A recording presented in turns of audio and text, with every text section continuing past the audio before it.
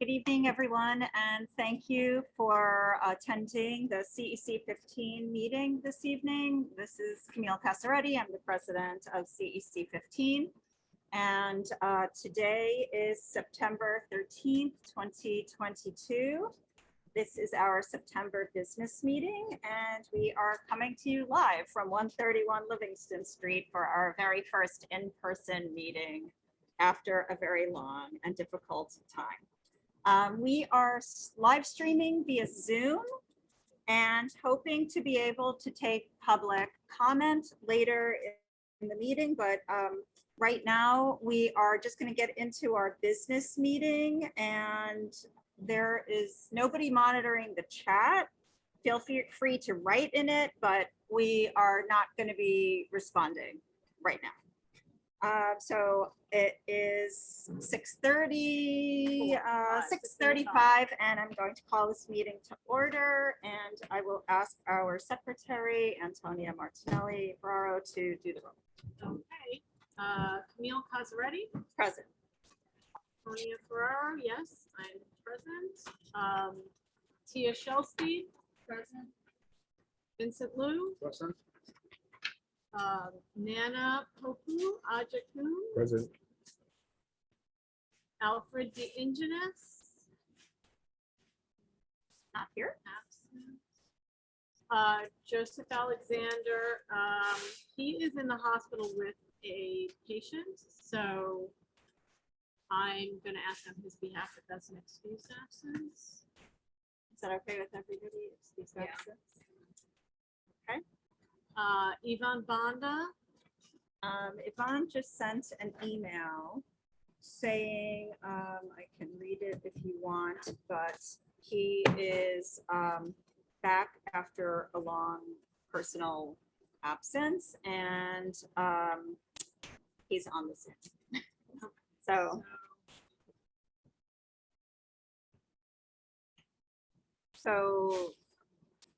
Yvonne did not get the message because of everything that's been going on in his life, death in the family and some other personal issues. And so he sent a pretty long email. You all might have received it because it was copied to everybody.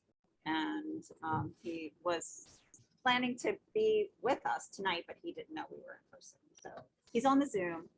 I would say that that is an excused absence if you all think that's okay. Okay. Okay. Nancy Randall. Present. Vanessa Gonzalez Yuka. Present. And Kim Hassa Brown. She is having a work emergency. She wrote about 40 minutes ago. Calling that excused, or I think typically that is excused. Not, yeah. Okay. All right. Well, I don't know if like those excused absences count since this is not going Not to even in count as a compliance meeting. anyway. So members of the public, thank you for joining us. The governor did not extend the open meetings law, and yesterday we found out that we can no longer meet fully remote. And so we very quickly, with the help of Superintendent Alvarez, were able to get a permit for 131 Livingston Street, but through a series of logistical problems, we are not going to be able to vote tonight. So we will come back together again on Thursday night at 7 p.m. To do the vote, but we are going to continue with this meeting as scheduled, and we are going to be taking all of the public comments. So with that in mind, we have an agenda. It was shared with the public. I want to welcome Alfred. He's just coming in right now. Alfred De Ingenis, thank you for being here. Antonia, did you want to do the minutes? Well, we can't vote on the minutes, but everybody has a copy of the minutes from the last meeting, and they can review them on their own time. And we will vote on Thursday. Sounds good. Okay. Is that okay, everybody? Yes. All right, good. And I just want to ask if we can move item number 4 on the agenda, which is the school-based health clinics, a little further down to between number 6 and 7. Just because I was looking at the flow of the conversation and it makes more sense for it to be there. So Move number 4. the school-based health. And you would like to move that where? To 6.5, I see. Yeah. Okay. Everybody's okay with that, right? All right, so as I was saying, the open meetings law expired yesterday and did not get extended. So CECs must go back to either meeting in person or offering hybrid meetings. PAs, PTAs, DLTs can continue to meet remotely, but SLTs must meet in person or offer hybrid meetings. So just keep that in mind for when you're doing your school visits. Can you repeat that again? Just repeat that again. That the CECs are going back to either meeting in person or hybrid. So we have not passed the hybrid resolution yet. So right now we have to meet in person. Just, to allow transparency and include the public, we'll do the best that we can to live stream these meetings. And we'll seek feedback as usual. So, but the PAs and PTAs, they can stay remote. And I believe DLTs also can remain in remote, but the SLTs follow the open meetings law. So they have to do the same things that we're doing. They either have to meet in person or pass a resolution and offer hybrid. So when you all are going to your school visits, when you're meeting with the SLTs, just keep that in mind because some of them might only be meeting in person. Okay, so I have a bunch of things to report. I met with DC Blackburn and Christina Melendez from FACE and CCEC presidents yesterday to discuss the relationship between CECs and superintendents. So he reiterated that superintendents serve at the pleasure of the chancellor and can be let go at any time. He said that community engagement is core to the superintendent evaluation, so that at the point where we're doing our evaluation at the end of the year, we should be paying close attention to community engagement. He and his team are piloting a rubric in the fall and planning to roll it out in January so that we all have an understanding of what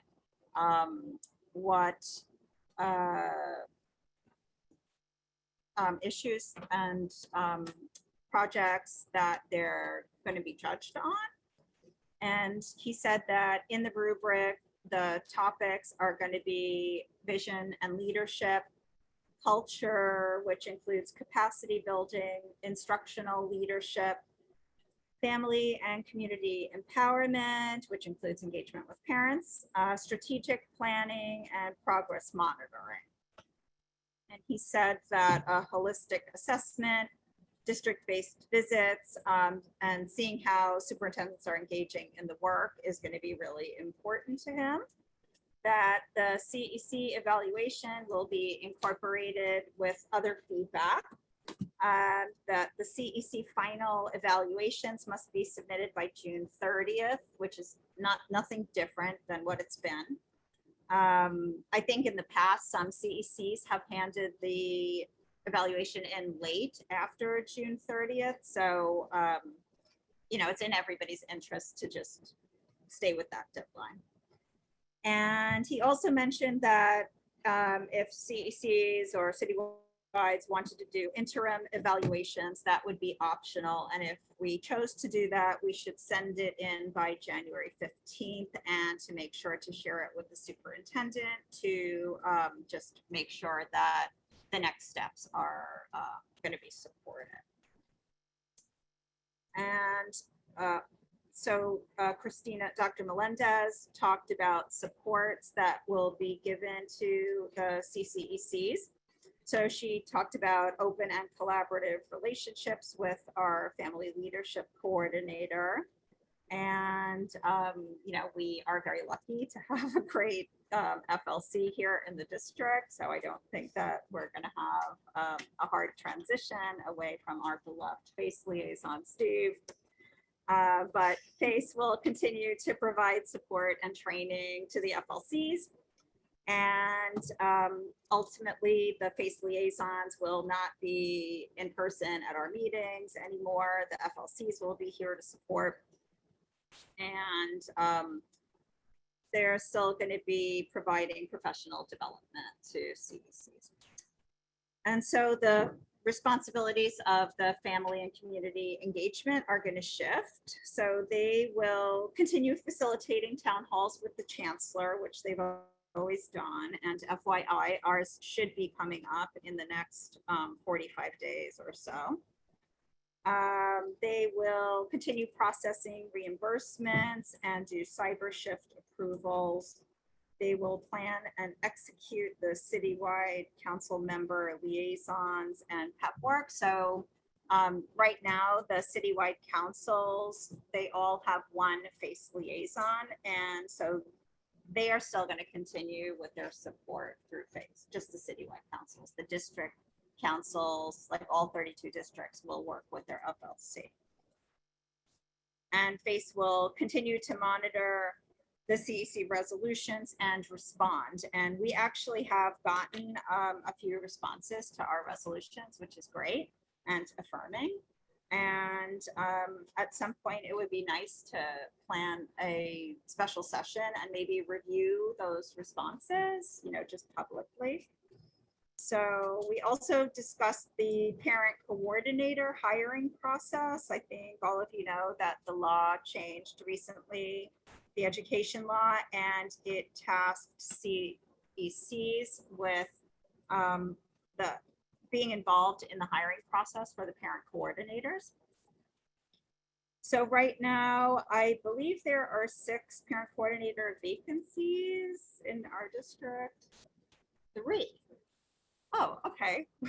Things are looking up. Is that for all the school or is that for all the school in the teacher? Yeah, of all the schools. Yeah. So, so I think the movement is towards whoever is the liaison of that school would be the one that would be involved with the hiring process. And so one of my schools had already reached out to me and said that they lost their parent coordinator and just wanted to loop me in. So that's great. And so you all might be getting a call soon. And okay. So another thing, recently, I think it was 2 days ago or yesterday, we received a letter from Deputy Chancellor Kenita Lloyd and the unionizing of administrative assistants. So this has been sort of going on, the conversation around the AA's unionizing for a little over a year, maybe even 2 at this point. But the Public Employment Relations Board ruled that the CEC administrative assistants should be recognized as part of the DC 37 union. So once that agreement is finalized, and it will be, the DOE is going to provide detailed guidance to all of the CECs just to understand like what that means in terms of a shift in the relationships. Although we have our new administrative assistant who is fantastic and very happy to have her here.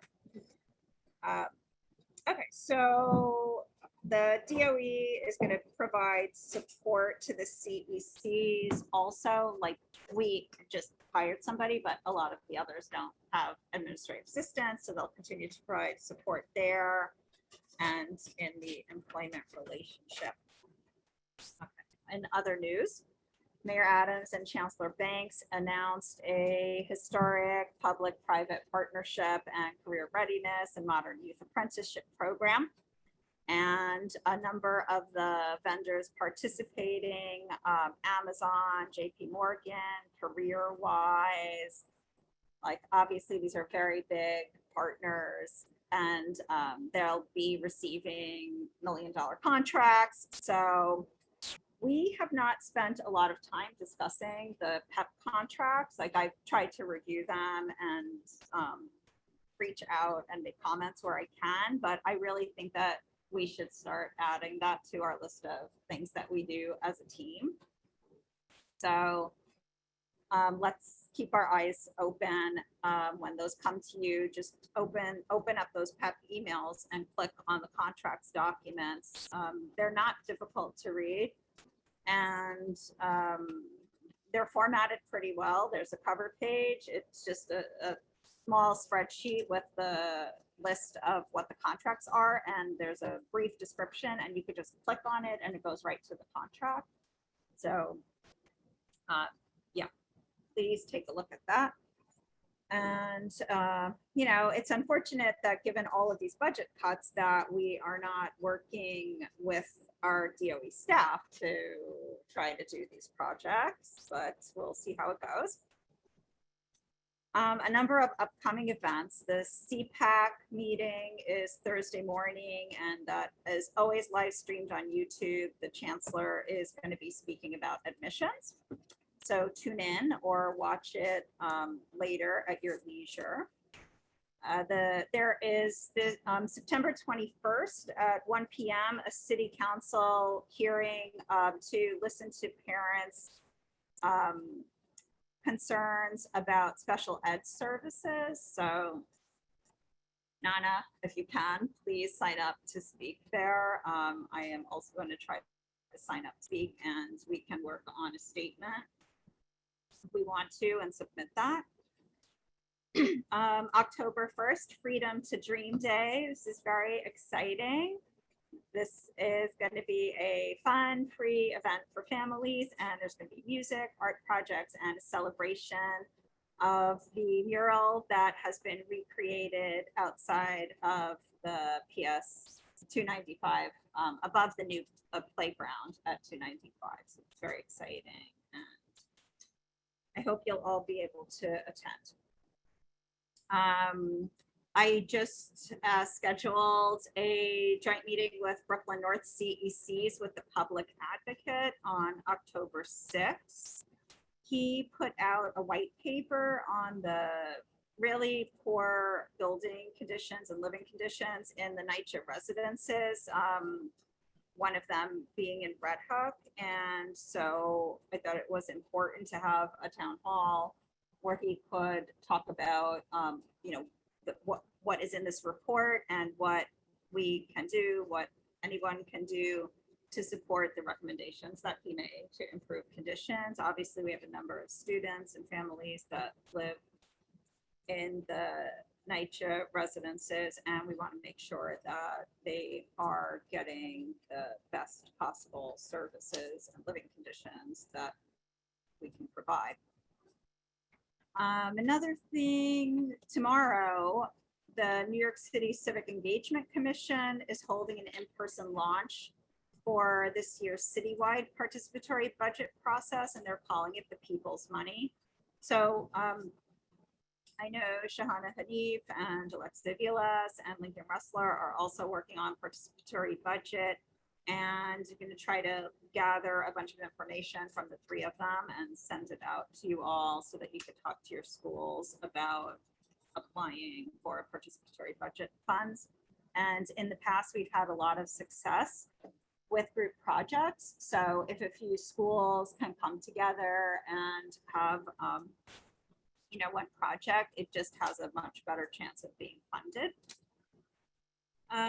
Just some happy announcements from Brooklyn North High Schools. Superintendent Ross is going to continue to present at our calendar meeting, and she has a new deputy superintendent, Dr. Tu, who has come to our meetings a bunch of times and was the deputy superintendent, took a position as a superintendent in Queens. So congratulations to her. And Dr. Rochelle White is the new deputy superintendent for the Brooklyn North High Schools. Last week, there was a school budget vigil in front of Tweed, and I was there with a bunch of other D15 parents and other parents and teachers from all over the city. Our 3 city council representatives were there, and as you know, city council voted to have the funds restored to our schools, but the mayor is still pushing back. And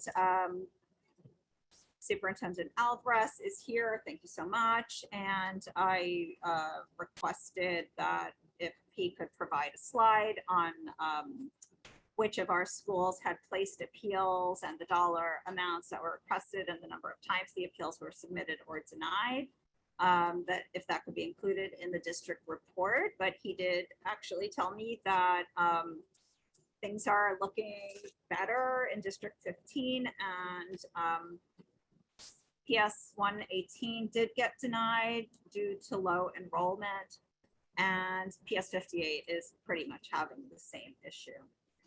So Tony and I did meet with Superintendent Alvarez, Deputy Superintendent Lancelotto, and Executive Director Keys last Friday, and we discussed a number of issues. So we talked about para reconciliations, and the paras in D15 are owed over $5.2 million. So definitely need to find some ways to get this money to them faster.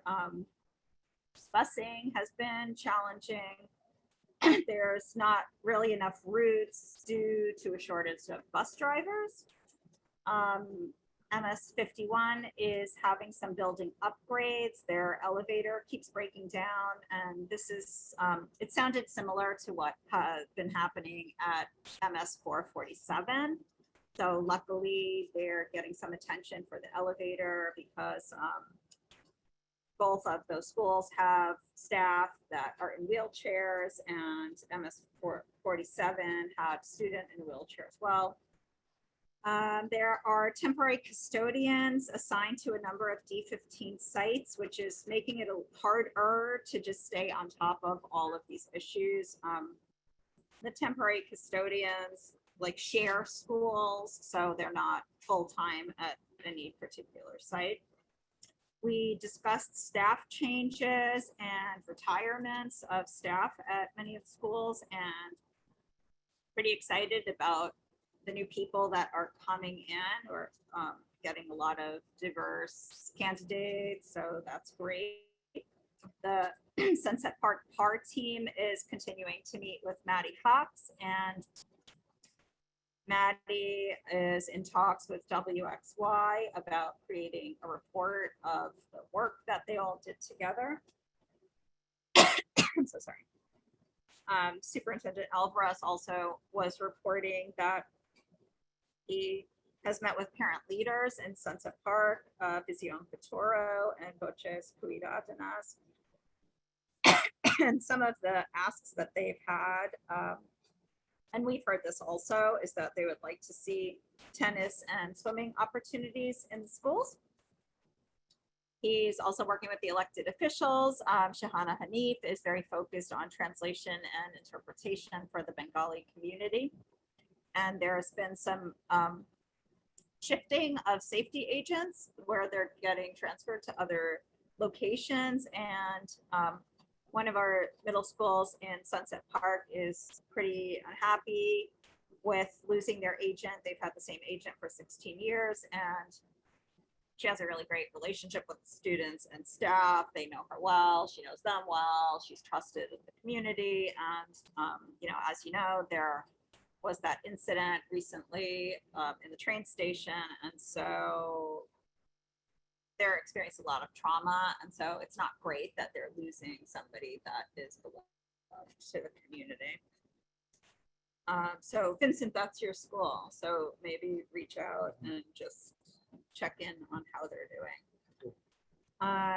There's going to be a lot more staff added to the district office team, and we'll hear more about that at our calendar meeting. But we're going to be taking over another very large space here on the floor at 131 Livingston Street. We talked about some issues that were happening at PS 118, and I don't remember whose school that is. Who has 118? But somebody should probably reach out and talk to them because they're having some issues with not enough like special ed services. So some of the zoned families have been asking to go to other schools, but really if your child is zoned for the school and they have an IEP and they're in need of services, the school has to provide those services. So, this had been happening in the far past where parents would want to go to a specific school because they knew the services were there and that they felt like their child would be supported, but that actually left the other schools not needing to provide those services. And what we want to do is make sure that every school is able to accommodate every child, especially if it's their zoned school. So if you hear of any parents having any issues with that type of thing, just please bring it to Superintendent Alvarez, because that is not supposed to be happening and we don't want that to be happening. All right, so we also talked about how D15 is advancing restorative justice work, and there was a 5-day professional development, which is great. Many of our schools have restorative justice coordinators already, and the schools, some of the money is coming from grants, but some of the schools just have they are putting money where putting the money where their mouth is and putting that as a line item in their budget. We talked about how the district priority this year is going to focus on ELA goals, math goals, restorative justice, and increasing enrollment, and that will be reflected in the CEP. We are having a DLT meeting this Monday, and everybody's welcome to attend as always. So we'll start talking about the DCEP there. DC Weisberg had a visit to PS15 last week and was very impressed with the work he saw. More news about PS24. They were the school that received the 3rd grade GNT class on Friday. They only had 9 students enrolled. So we're waiting to see if that number increases. What's the school number again? PS24. And we talked about school-wide enrichment model and project-based learning, and Superintendent Alvarez said he was committed to that. And so hopefully we're going to start to see more of this at every school in the district. And, so when you're speaking to your principals and SLTs, please, discuss school-wide enrichment models, and because everybody does it differently. And so some schools are, sort of doing it here and there, and then others are making a bigger investment. But anybody who is interested in growing their work, we definitely want to support that. And the superintendent monthly town hall is going to be September 21st, so please save the date. And the day before, September 20th, we're going to be having our CEC calendar meeting, and the Office of District Planning is going to be there, and they're going to share data on our district and other important information about District 15 schools. And that is all I have, which was a lot. Anybody have any questions? Good. Okay, so we're gonna skip item number 4 and just move on to discussion on the district planning data requirements. And can I pass that over to you? I'm passing it over to Antonia Ferraro. Thank you so much. So I forwarded you all an email from district planning. This was attached. on your packet. This is not published yet. So this is, consider this a working document. We don't want this to go out to the public yet. They want our feedback. They want to hear what other information we want to see. And they, in the email I just sent to you, there is a link to a survey. And they want every member to fill out that read this, look at this, then do the survey.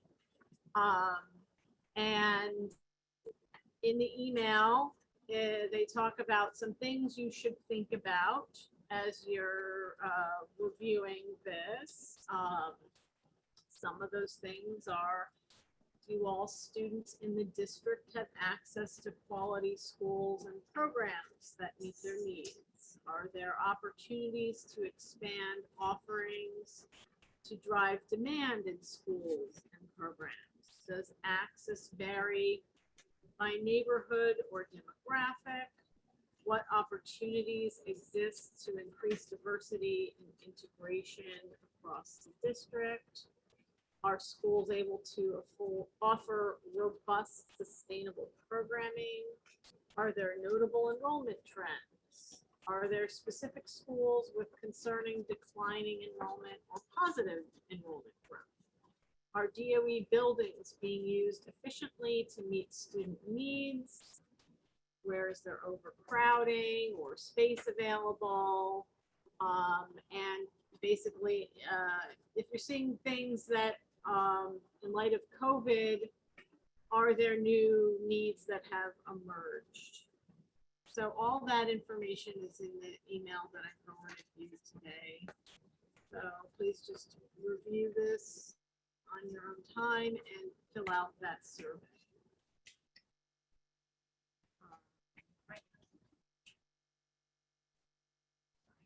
I don't have anything else to add. Okay. About that, I will turn it over to Nancy. Hold No. No, I just wanted to call out that we enabled the live transcript. So I did forgive us for not enabling the live transcript. And we'll do a better job with that the next time. And just to reiterate, we do have Spanish and Mandarin translations. So there are people on those lines right now. When we get to the public comment period, we'll make sure that we are calling on those lines so we don't forget. I had some comments about this district planning thing. So on page 5, I noticed that in that bottom box, it says since the 2019-20 school year, middle school charter enrollment has declined by almost 35%. So I'd like to hear more about that, and that there are 2 charter schools serving elementary students that are currently phasing in District 15. We don't know anything about that. So that came as a bit of a surprise.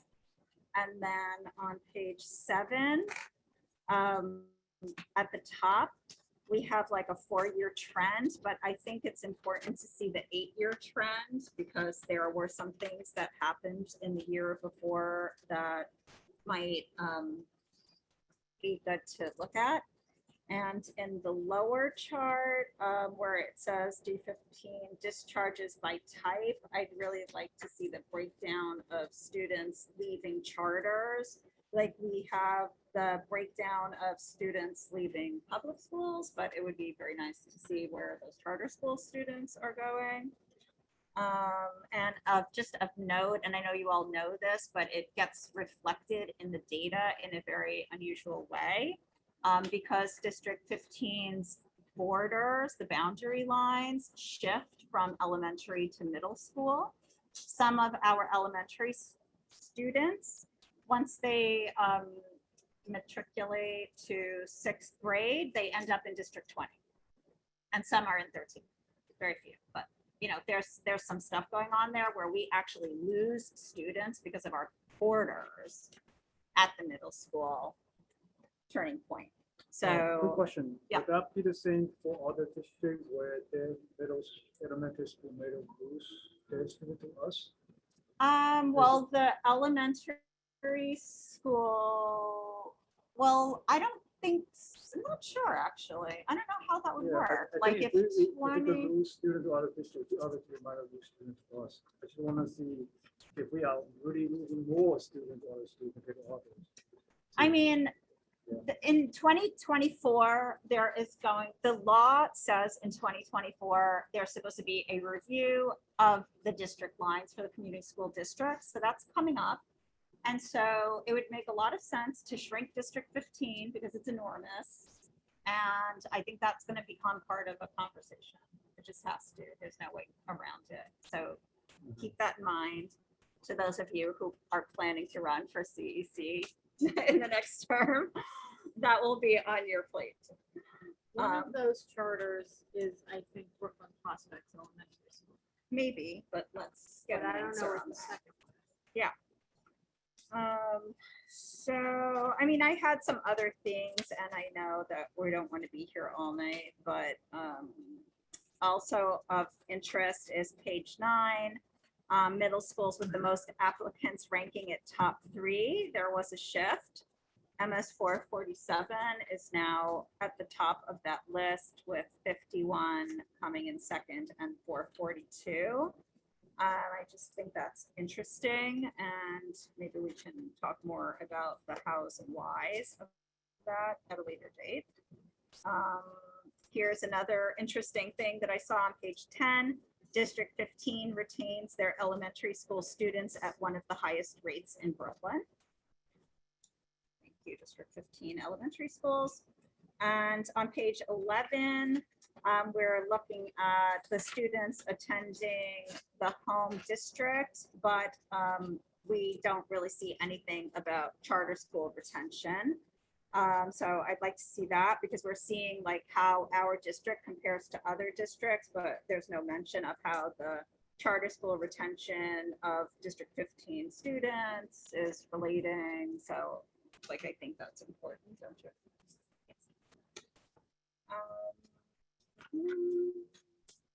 Yeah, I have a lot more, but that's sort of it for right now. And I think we should maybe do a shared Google Doc and just do it by page and write, you know, what our questions and comments are, and then we can share that with enrollment.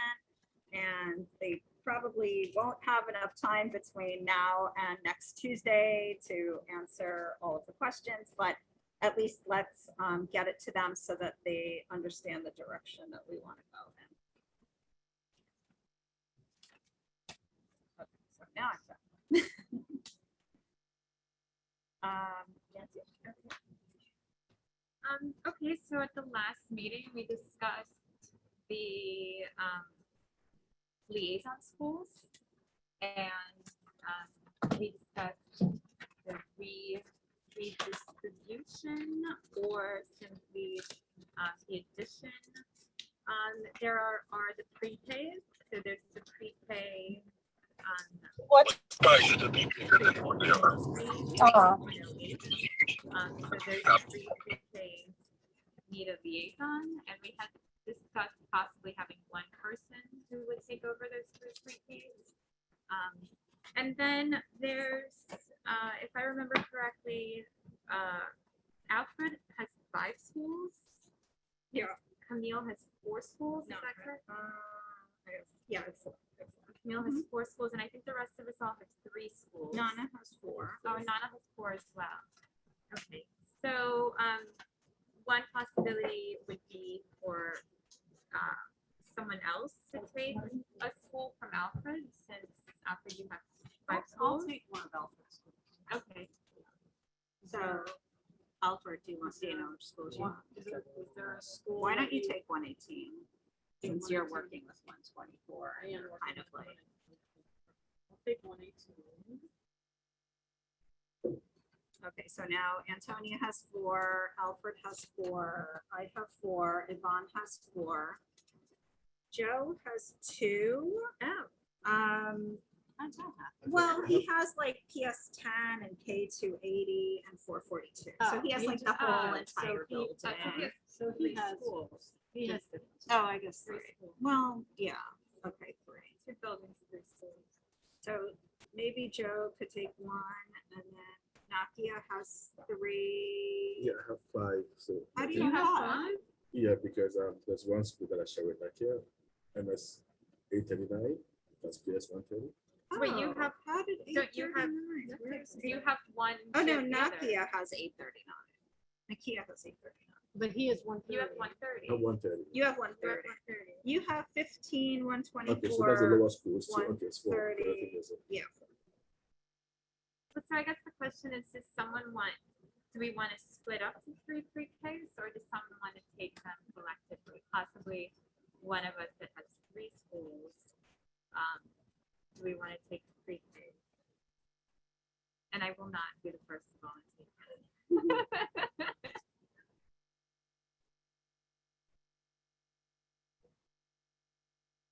I'll be willing to split them. I think more. You're willing to split them? Yeah, And because Tia, I- you have 3? No, And- Tia has 4. Oh, you have Wait, 4. oh, no, you have 3. You have 3. Three. And Vincent, you have 3? I think so.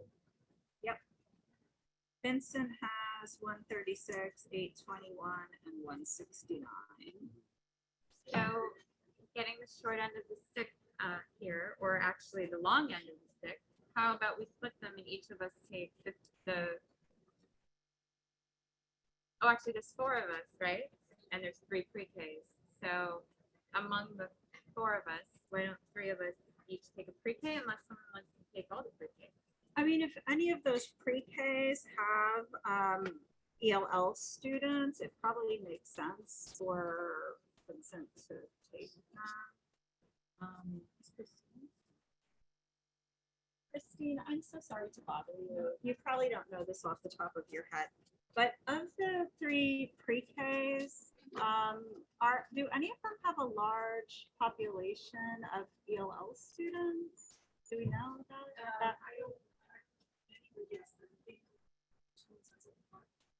The ones on 25th Street? Okay. Vincent, how do you feel about representing the ELL students in Sunset Park? Yeah, I could tell you one of them with a high facility. Just not sure which one it is. Okay. Okay, well, I thought the addresses were there. Oh, somehow they got cut off. Okay.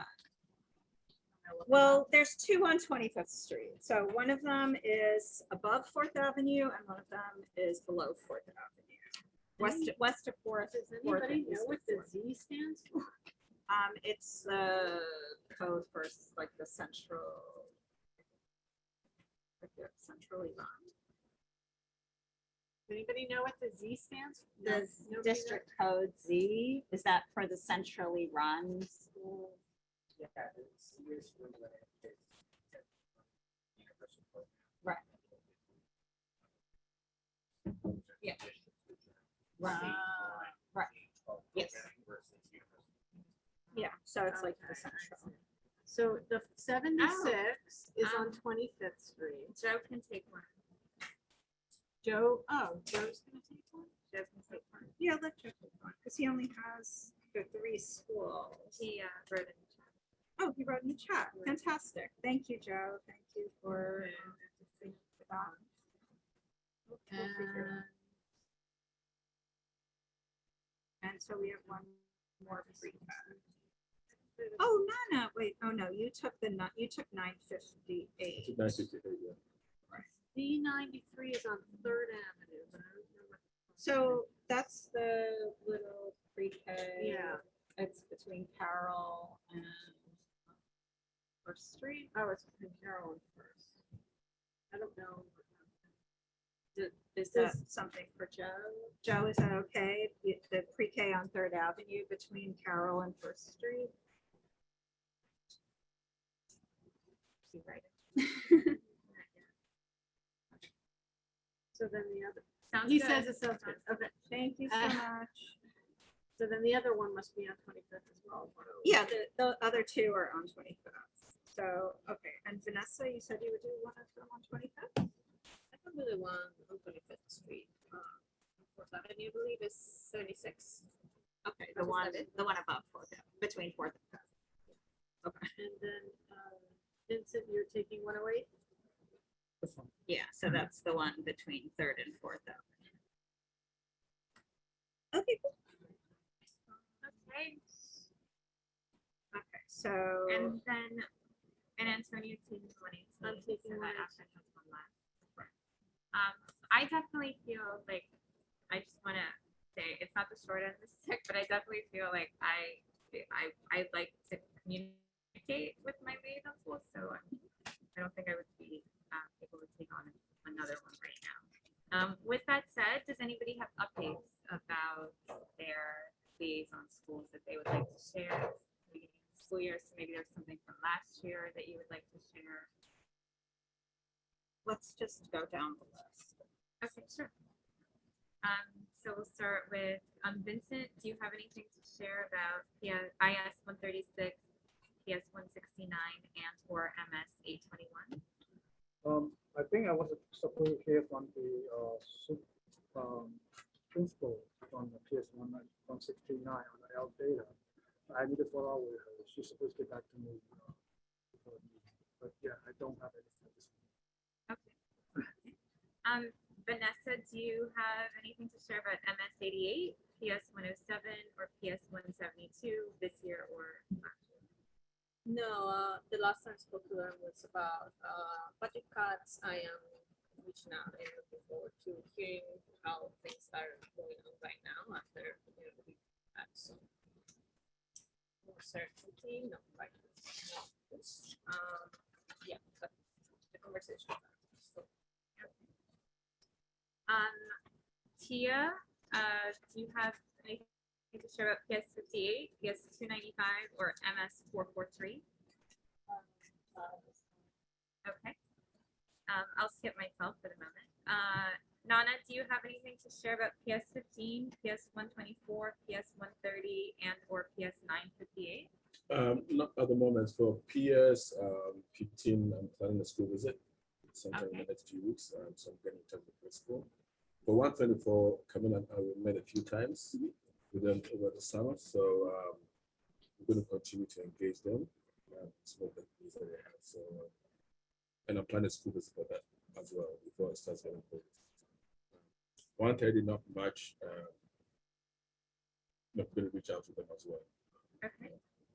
958, don't know much about them. I need to just Mhm. get information for the principal and try to reach out. Okay, Emily Shapiro. Yeah, we should all do like a school tour of that's the new school that just opened on Fifth Avenue. Okay. Naki's not here. She has MS 51, PS 230, and MS 839. Joe is also not here, but he is sharing in the chat. He says pre-K classrooms are running over ratio at K280. This is a safety and contract concern. And thank you, Joe. And he also has MS 442. Yvonne is also not here tonight. He has PS1, PS29, PS131, PS516, and its annex. And Camille, you have PS24, MS447, IS497, and and high school 656. Okay, so I have been in touch with Maria Diaz, the principal at 24 throughout the summer. I was working with her very closely on building conditions last year, and she literally has rotting foyers and doors on the side and back exits, and they are a total safety hazard. They were supposed to be getting 2 new kitchenettes over the summer, and that did not happen. The schoolyard was in really bad shape, and it's in far worse shape now.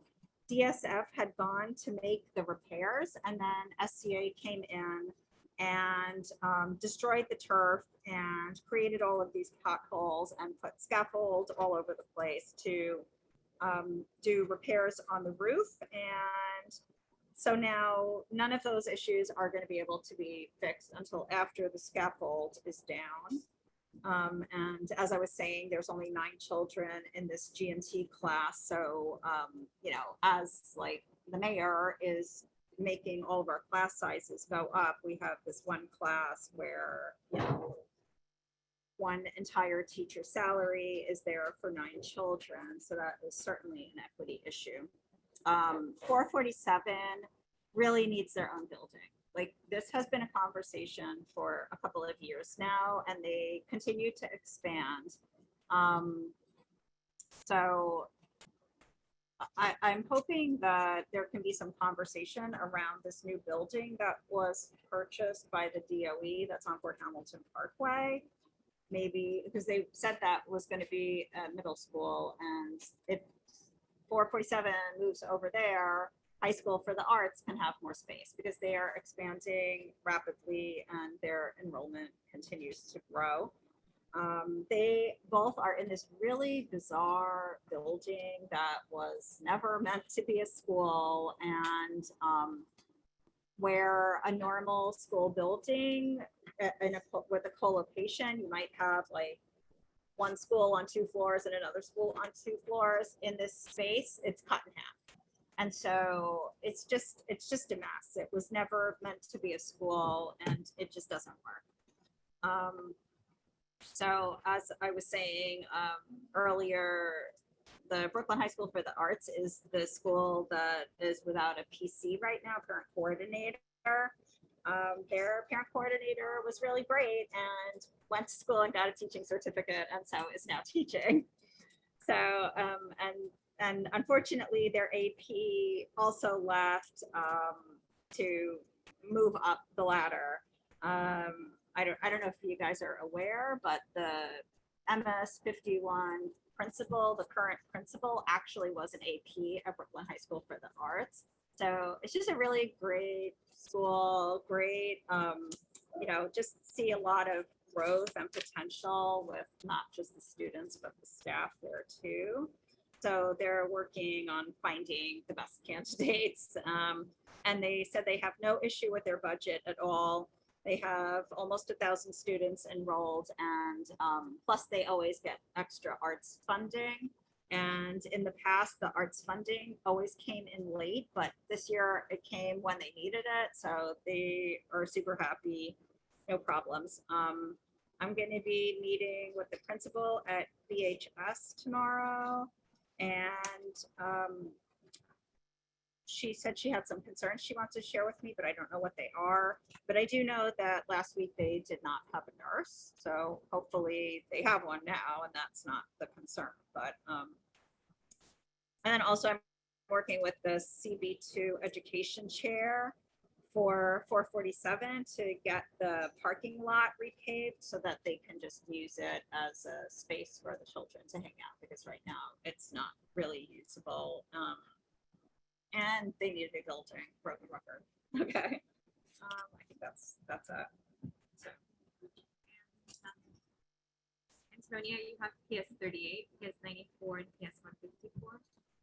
So the last time I reached out to them was June about the budgetary issues, and I haven't been in touch with them since. But aside from the usual physical plant, SCA, and DSF related questions, I plan to focus in on the budgetary fallout again in terms of program loss and teacher loss and enrollments, and especially class size. I think class size is something we should all probably be inquiring about and keeping a close eye on.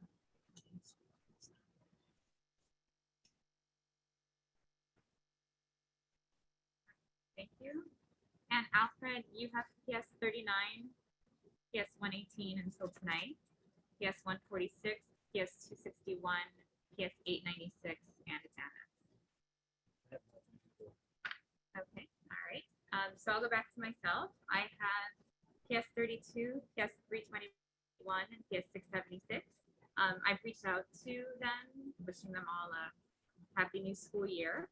And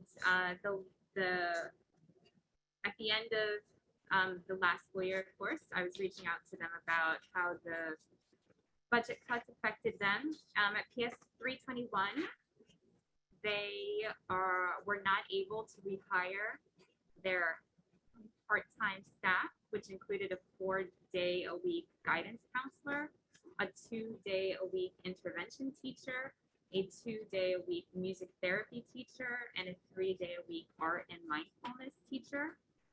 So they did have to access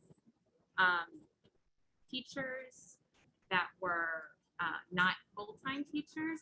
Because of their PTA funding, they did not have to access full-time teachers, which is really an equity question about schools that are able to afford to not access teachers due to PTA funding.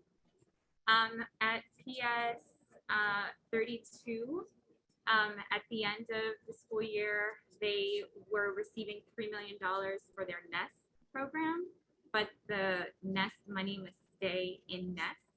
And so as a result, they had to cut across the school to make up for the cuts to fair student funding. And they were going to be able to use the NEST funds to cover a salary until the fair student funding came in. But it still meant that they were going to need to access sub-paras. And PS 32 is a fully ICT school. And so it is very important for them to be able to afford to have sub-paras. And that was a concern that would not be possible. They would also need to cut arts. I am curious to follow up and now find out what exactly happened with the arts programs and if they did need to cut any of the arts programs. And one of the concerns is that sometimes the money does not fully come in and small amounts are actually missing from the allocated budget lines. And so that's a concern that they have had and that they want rectified. And at PS 676, of course, their transition to a middle school is a massive change, or their slow transition, I should say, to middle school is a massive change. That last year they did want more help in getting the word out, and so maybe this year the district can be more helpful in raising the knowledge about the transition of 676 into a middle school. Okay. Thank you so much. I just got some 15 news pages from or more, Alvarez. depending on what you're buying. You know, It it's sounds a little bit alarming, but it sounds like it's under control. There was a transformer that caught on fire at Dewey at 136, but the fire department's there and it sounds like everything's under control and the power should be restored by the morning. And also regarding K280, it seems that there are a couple of classes, just two that are above the contractual size, but there is another class that only has 7 children in it. So it's entirely possible that some of those children in the class of 20 can be shifted to the class of 7, and that should work out okay. And additionally, they have 3 classrooms that are not being used. So there is actually, oh, we didn't talk about this. I'm sorry, I forgot to mention. 442 has been expanding and, you know, they have a NEST program, and right now all of their related services are in one room. And so they really need more space. And that's in the same building as K280. So just thinking about how, if it's possible to reconfigure the building so that 442 could take a couple more rooms so that they can have their special education services in a way that makes more sense, because some of it's like, they need the space, but also there's some privacy violations. So like it's better to just let everybody have the space that they need. And it looks like K-280, their enrollment has been dropping since the pandemic. And so it's possible that they might end up losing a couple of classrooms. And then with that building in mind, there's a conversation about a D75 school going into the building, which would be great, because then 442 can do some inclusion work. And one of the private schools that was in the building has moved out, so there's some spaces there.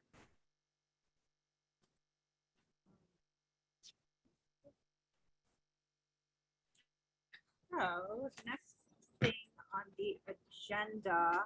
Okay, so the school-based health centers. I just wanted to give you guys a rundown of what's going on. So we've sort of talked about this ad nauseum, but I'm going to continue talking about it because it's like super important.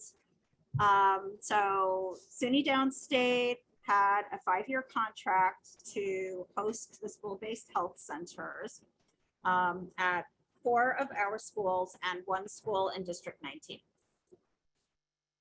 As of July, the end of July, with no notice whatsoever until the day they closed, the parents got a letter saying this clinic is closed.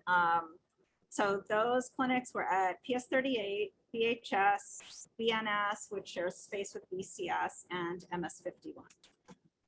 And these clinics are a vitally important part of the healthcare system. One of the assemblymen who is the chair for the health committee, Richard Godfrey, he had been working with the New York School-Based Health Alliance to resolve the issue. And he said part of the problem seemed to be that an error in the state budget, where the state Senate neglected to match the assembly's allocation of funds specifically for the school-based health clinics, occurred.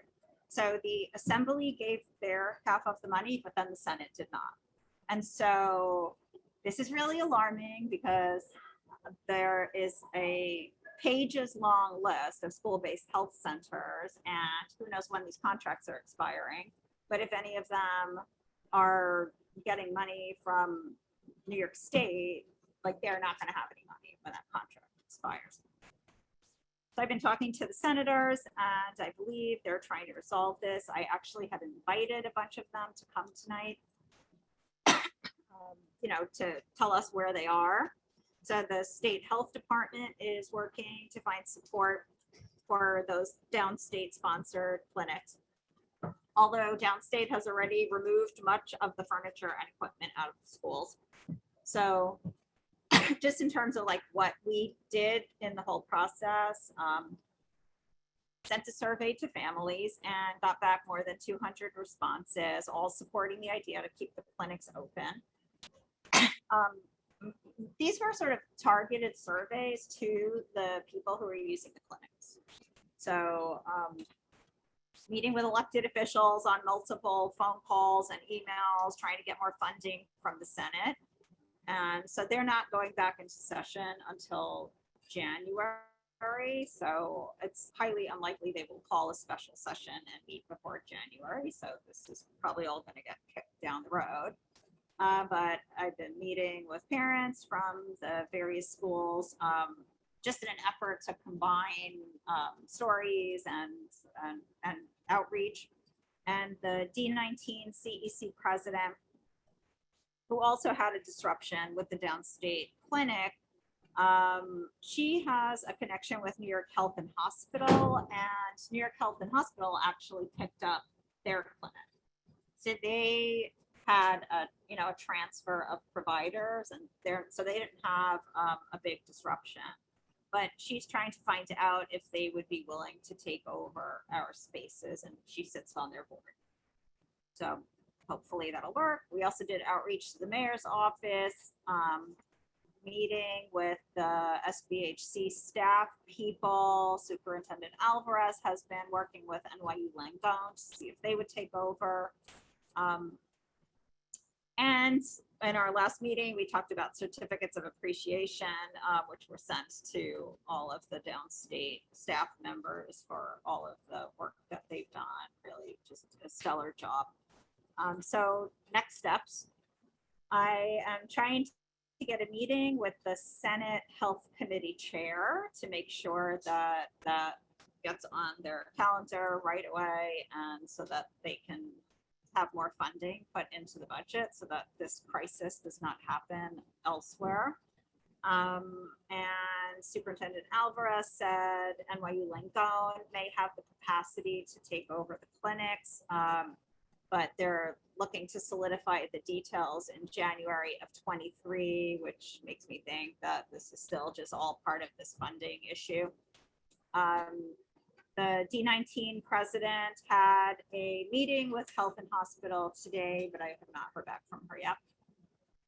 In the meantime, SUNY is providing doctors that are accessible to the students at those schools that had the clinics closed, and they're going to be visiting the schools for appointments with students until we can get this resolved. And, you know, like in every school, the DOE is going to, and DOH is providing nurses for every school building. So, questions? So the next thing on the agenda is the budget, CEC15 budget update and member reimbursements. Nakia is not able to be here this evening due to a work emergency, but I just want to flag that, and I'll put this on Tuesday's agenda. We're going to just have to vote on a name change in one of our budget items, which was going to be the awards for the students in temporary housing, the attendance awards. It needs to be listed as an incentive program. So it just has to be coded a different way. So we'll talk about that. And regarding member reimbursements, I know Vincent had some reimbursements that did not get put in the last council term. So we're going to have a vote on that. We have to have a vote because since the term rolled over, it would have to come out of this term's money. And then anybody who, I gave you all copies of the member reimbursement sheet. So please do not wait until the last minute. In my meeting with Dr. Melendez yesterday, I was saying, you know, we're all guilty of this, like sort of waiting till the last minute, but we can't do this anymore. Like, it's just too much. It's a burden on all of the people that administratively have to try to do this work of processing the reimbursements. And I know that many of you are still waiting to get a check from the spring.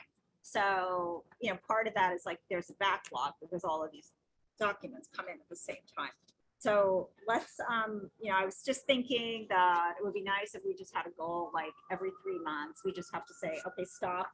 You know, we're 3 months. I don't have any member reimbursements yet. And, you know, just try to be more attentive to that. Okay, so questions, anyone? No. Tia, I'm going to hand the floor over to you. The next item on the agenda is the bylaws amendment on hybrid meetings. Yeah, I'm sorry that I didn't get a chance to print it out. But we have to add an amendment to our bylaws to dictate how we're going to do hybrid meetings. And so the first step to doing that is for us to pass a resolution that we want to have hybrid meetings and what they're going to be like. So I guess we can consider this the introduction of the resolution. Then the second step is going to be delineating the procedures. And then the third step will be voting on amending the bylaws. So do you guys want me to read this resolution, or can we consider it submitted since I emailed it to everyone?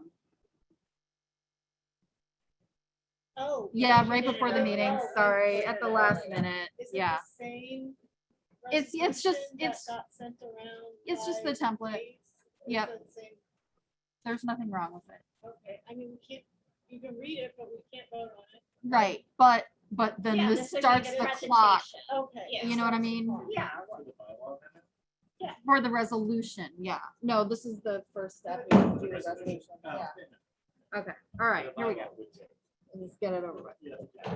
And then also we can discuss whether, I guess, we want to change any of these things, although any change would have to be in alignment with the state law. All right, resolution on hybrid meetings. Whereas by passing chapter 56 of the laws of 2022, the New York State Legislature amended section 103 of the open meetings law, and whereas chapter 56 adds section 103A of the open meetings law, permitting CEC 15 to authorize its members to attend meetings by video conferencing under extraordinary circumstances. And whereas section 103A 2A requires CEC 15 to adopt a resolution following a public hearing authorizing the limited use of video conferencing under such circumstances. I guess the public hearing will be the calendar meeting next week, since this is the introduction. Whereas section 103A2 allows for hybrid meetings by requiring that a minimum number of members are present to fulfill the public body's quorum requirement in the same physical location or locations where the public can attend. So that means we have to have a physical quorum, and then whoever has an emergency where they need to attend via video conference, that's additional. Whereas section 103A2C requires that members be physically present at any such meeting unless such member is unable to be physically present at any such meeting location due to extraordinary circumstances, including disability, illness, caregiving responsibilities, or any other significant or unexpected factor or event which precludes the member's physical attendance at such meeting. And whereas in accordance with section 103A2D, any members attending by video conference must, except during executive session, be heard, seen, and identified while the meeting is being conducted, including but not limited to any motions, proposals, resolutions, and any other matter formally discussed or voted upon. And whereas section 103A2G requires that any meeting where a member attends by video conference be recorded, posted to the CEC 15 webpage with 5 business days and transcribed upon request. And whereas section 103A2H requires that members of the public be permitted to attend and participate if authorized in any meeting by video conference when a member attends by video conference.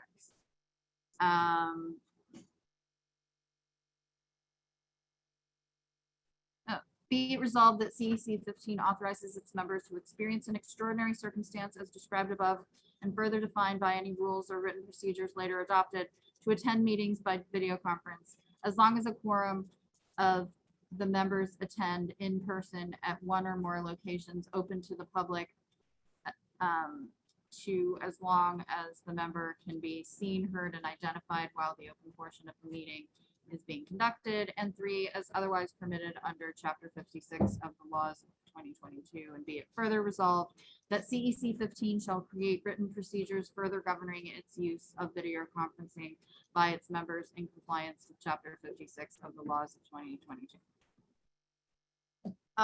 So, you know, this is the template that's given to us, you know, by face. I mean, I guess we get to decide, you know, it's within the law for us to decide what would be an extenuating circumstance that would allow a member to attend via video conference. And I agree with the ones that are suggested in the template. I feel like there needs some specificity around caregiver responsibilities, because literally Yeah. all of us are caregivers. Right, Right. right. So. Exactly. Yeah, that's a good We point. could all just be like, we still need a quorum. Right. So which 5 people are gonna get to stay home? Well, the other one's in high school. Like, are Yeah. gonna get to stay home with their kids? Yeah. And like, so it's not gonna work if Right. if we just allow everybody a blanket caregivers exemption. Yeah. And- Yeah, And that's a we good do point. provide, we make Right. efforts to provide childcare. Right. As we see. Right. Yeah, obviously, if you have small children, that doesn't work. Right. But Should we just strike that one? I don't think, like, I just don't think it works. I think somebody has to know right off the bat, you're committing to this thing. You have a small child and you have to, and you get reimbursed for childcare. Right. It's just not gonna work if there's a blanket, all caregivers can just function remotely. Right. It's gonna create dysfunction. Yeah, I agree. Is there anything else on there that we want to be specific about? What if somebody is physically incapable of attending? Well, That's well, good. there Is is that- that. I mean, is that included? Disability, included. illness. Yeah, Is there a limitation? or any other significant or unexpected factor or event. You know, I mean, for example, like a death in the family. How many times can people be hybrid or be at home? How many times can people? Yeah, you know what? Maybe we'll add, why don't we add a limit? Like add a limit? Okay, no caregiver. And,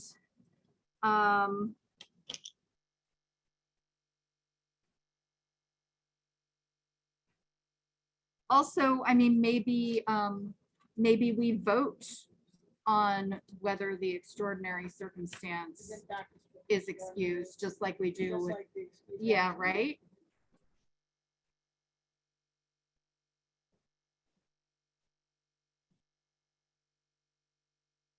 Whether it's considered an absence.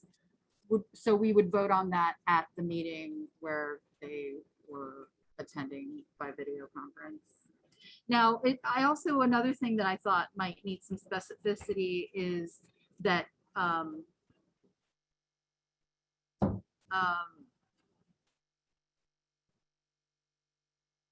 that members of the public be permitted to attend and participate if authorized by video conference when a member attends by video conference.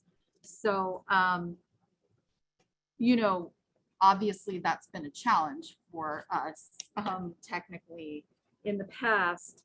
So I think we probably want to be specific about that. Like what their participation would entail and how they would actually accomplish that. Yeah.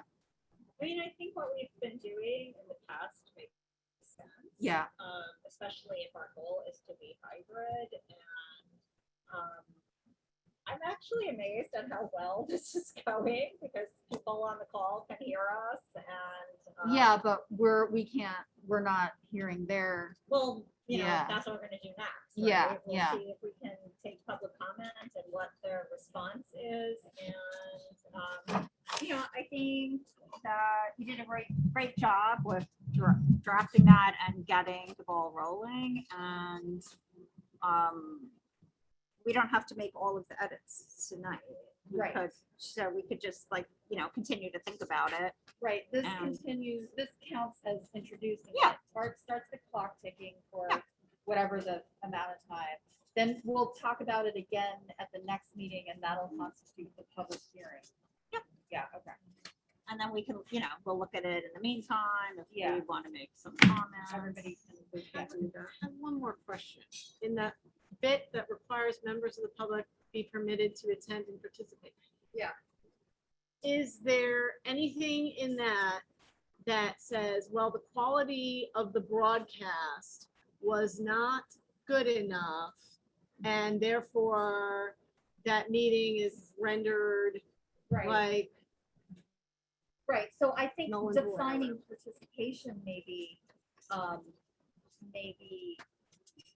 help with that, so that we would say, there would be a section of the meeting, maybe at the end, where we go through all the public, if it's a calendar meeting, not a business meeting, public comments and questions, and address as many as time allows. Does that make sense? That's how we would define participation. I'm more concerned that like, the people can't hear, or like, there's something about, like I said, the quality Right, of it. I say we let ourselves off the hook by saying participation means, even if the quality isn't good for Right. whatever reason, you know what I mean? Like, we're doing our best. I feel like I've often read things where they're like, the council shall make a fair attempt Yeah. or to like, And also enable- there's always the possibility of written statements, chat, even if the quality of the video or the sound is not great, that would count as participation. Yeah, I mean, we do If have lots any of other different technical issues occur, so long as we Yeah. don't closely define what participation means. Right. I'll just say, in the chat, someone wrote, I agree that this is working great. I come to these meetings mostly to get information about what is going on in the district. So being able to listen in is very valuable. I can turnkey this information to my own community. If the public weren't permitted to attend via video conference, there would be a lot more barriers to attendance for the public. It's an equity issue. Passive participation in these meetings still helps active participation in individual school communities. So thank you for writing that, 'cause that's helpful for us. Yeah. Yeah. And maybe we could do it where it's not just at the end of the meeting that we check in, but maybe anytime we switch to like a new topic. And maybe we need 2 microphones. Yeah, great. Ah. But we're still trying to figure out, 'cause, we have to figure it out. You can't We didn't want to have that reverb. I see, okay. So we just knew this part. Got it. Was, we're like, oh, Okay. Just like they can't hear the corners. That's what's I mean, that was. I just have one question. If we're going to vote on if somebody could be hybrid that day, right? That's the idea. No, I think the way I envision it is the person says, hey, I have to go to a funeral, and they don't show up at the meeting. At that meeting, we vote on whether or not that was a, But that's an excuse, that's an absence. That's Yeah. an excuse absence. Yeah. So that's different from them being hybrid though. From them being at home on Zoom. So yeah, I know, but I'm saying like, we could make it the same. You know what I mean? Like, does your circumstance actually rise to the level of requiring being a So telecom? I'm traveling away for the funeral and I Yeah. can attend, but just virtually. Yeah, so my question would be, instead of that, yeah, what if we had a limit yeah. on the number of times you can be hybrid, but there's no voting? Like you can be Okay. hybrid 2 times. Okay, yeah, But you I don't was need it. thinking there should be a limit and a vote, but I'm Oh, totally I see. You were open thinking to, vote. I'm open to just there being a limited number. But I mean, what if someone just has like particularly bad year? You know what I mean? I don't Year? know. Year, Year. a got it. bad If, year, yes. yeah, I- That would be unfortunate. Yes. That makes sense too. So we Yeah. can have the limit of like 2 unexplained hybrid Yeah. attendance, and then beyond that, anything else needs to be voted on. Ooh, I like that. combo, I yeah, like that. I like that. But we also have to make sure that, like, you know, we still have 6 people in the room because everybody's, Right. you know, if everybody's going to take the same day. So maybe it's one. I just wanted to call that out. Yes. because, You know, we might need to say out loud, oh, I'm not going to be here this day, just so you all know. Right. You know, Maybe you have to announce it, yeah. like if you know. Well, you're supposed to announce your absences anyway. Right, but this wouldn't be an absence. No, it Right, would be say, a- yeah. say I'm in California. Yeah. And just be like, oh, I already know. I'm taking gonna my be in one California. thing. And, Yeah. So you just like kind of let everybody know in Yeah. advance if you know. Yeah, Doesn't the current open meeting law allow us to dial in on a talk? I remember I've done it once. I remember that too, but I don't think you're allowed to vote. Is that You it? are not allowed to vote. You know, the only way to vote is by going through this process. The only way that you can force the meetings through this process. So those who dial in from a public place are not allowed to be voted and cannot consider as one of the polls. Right. Is that it? Now, yeah, You're if you go through this process, if they don't count towards quorum, no matter what, you always need to have quorum in person, but you would be able to vote. Oh, I see. That's what this process allows for. It's an actual remote participation. Okay. So those who dialed in, were not considered as one of the quorum anyway. So those who dialed in were not considered as one of the 6 quorum anyway. right, there has to Yeah. be 6 in Yeah. person. Yeah, there Yeah. needs to be 6 in person. That's why it's important to limit the amount of people that we have hybrid. Yeah, I think it's also like important that we consider people's opinion because, you know, the summer season is going away and fall is coming. You know, there's definitely, COVID is not out here. There's definitely going to be some sort of situation that pops up again during this time in December, right? Some members may just not feel comfortable just coming in public. So I think we need to allow every member to express their view. To be very important medically, right? They feel comfortable participating in the meeting, right? That way we can make sure we're hearing everybody out before we put in the limit. You know, so So maybe no. I think we should be. Well, that's a great point, because if anything, I would save my 2 remote option things to the summer, and Exactly. and then everybody will want to do the same. Right, So maybe Oh. the limitation will be, and then we won't have quorum yeah, Right. during the summer. So maybe the limitation can be time frame divided, like every 6 months you have Ooh. just 1 absence. But then but then the problem is if everybody the same, right, day. So I guess the process needs to be, there must be a process by Yeah. which we make sure that, and it can be like, I don't know what the process, there must be a process by which we must always make sure that, like, Thank you. only if, like, I don't Thank you, like, interpreters. is it a first come, first served type of thing? I think it's gotta be, right? Like, whoever already, if I already know I'm not gonna be here in April, I'm already saying, like, Yeah. that's my hybrid day, Yeah. basically. Yeah, But then what happens if I get sick for next week's meeting, right? Then the people that kind of need it for They'll a be more devoted. urgent purpose. At the end of the day, we're still ending up voting for, like, Yeah. you know what I mean? Like, if I end up sick and I can be on Zoom, then already the 4 people decided to not be Mhm. here.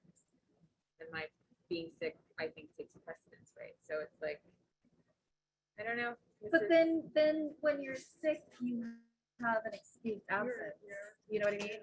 Yeah. So it doesn't take up one Yeah, I of think these that slots. it's important that we try not to overcomplicate this. Right. First come, first serve. I think that makes sense. If something come out, then we just have to decide as it come out. We cannot predict everything happens. Like what Tia said, that, if we cannot make a point, then we can make a point. But I think some of the are important, but we cannot predict every single one. So, yeah, I I think we just need to set on the paper what's most important, what's obvious one. What we cannot predict, we deal with that later. So for the upcoming meetings, the one that says TBD, are we still deciding whether it's gonna So be online? we or- have to, no, we just didn't get locations yet. Okay, They're gonna so- be in person. So all these things are being first. I mean, right now, we're looking at the possibility of the Brooklyn New School Okay, for September 20th and talking with the town coordinator about whether that's gonna happen or not. And this Thursday's meeting will be back here. Like, we are gonna reserve 131 for all of our business meetings.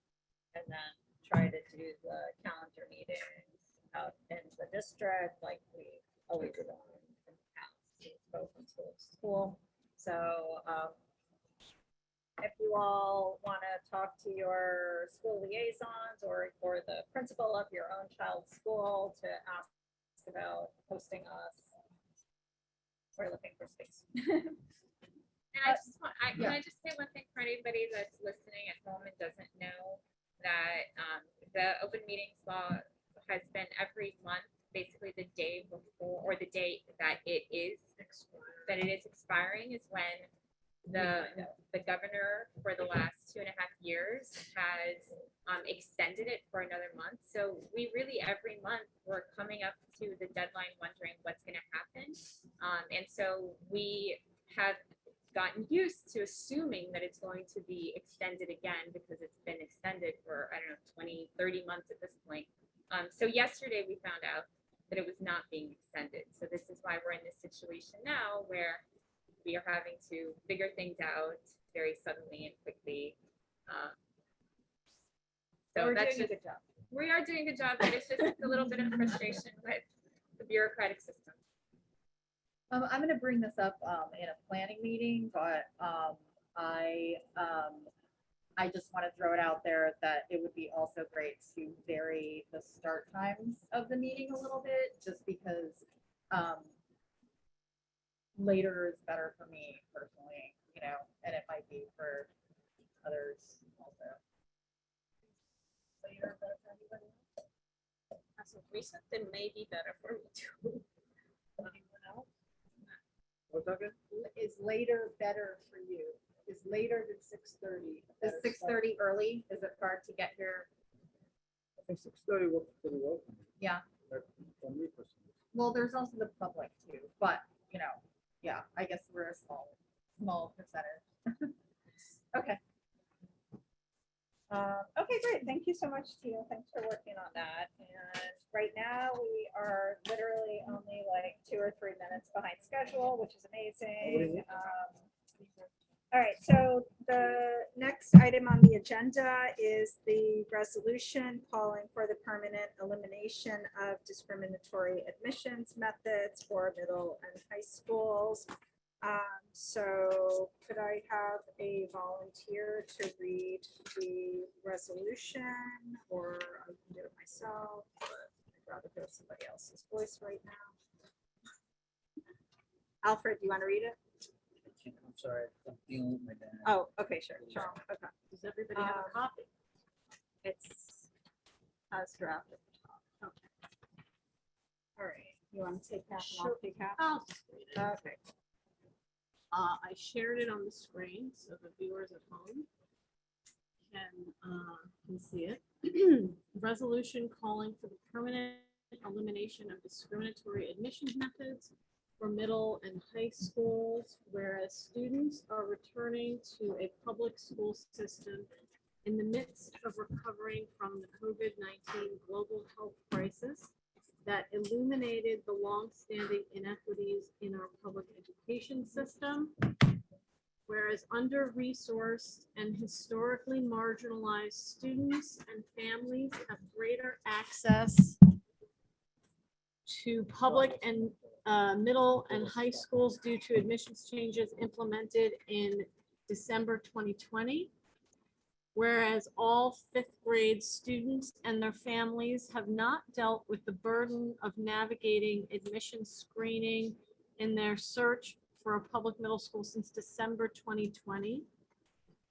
Whereas previously screened middle school programs are entering their third open admission cycle with 2 active cohorts of students admitted without the use of screens. Whereas the removal of middle school screens in its first year increased diversity at many of the most sought after middle schools, with the percentage of students from low-income families and English language learners increasing on average by 7% and 4% respectively. Whereas the reinstatement of middle school screens would stunt progress made in diversifying middle schools and once again make the application process burdensome and stressful for students and families. Whereas we continue to find it fundamentally inappropriate to measure the worthiness of a 9-year-old student to attend a public middle school by judging their capacity to learn on their academic record up to that age.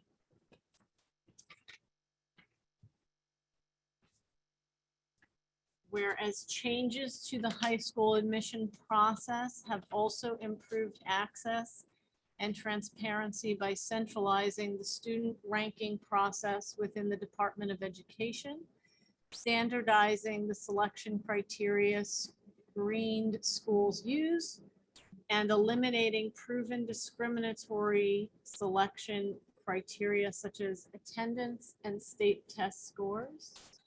Whereas changes to the high school admissions process likely increase diversity at several of the most sought after high schools, which saw significant increases in offers going to students from low-income families and Black and Latino students. Whereas the use of admission screens at all levels has been proven to disproportionately exclude Black and Latino, low-income, multilingual learners, and students with disabilities. Whereas the changes made to admissions over the course of the pandemic were widely supported, as shown by multiple petitions, letters, sign-ons. See also a sign-on letter from District 2 educators and campaigns led by Black and Latino students. Whereas the changes to admissions are aligned with multiple past reports that expose the discriminatory effects of screening, making any reversion to the screening process in the name of supporting students and families unfounded and unsupported by research.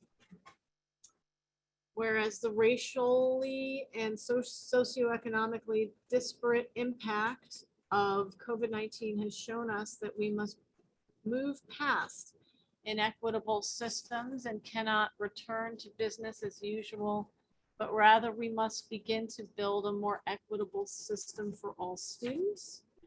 Therefore, be it resolved that the Department of Education permanently end the use of admission screens at public middle schools. Therefore, be it further resolved that the Department of Education sustain all the changes made to high school admissions process, including the elimination of the use of attendance and state test scores as selection criteria.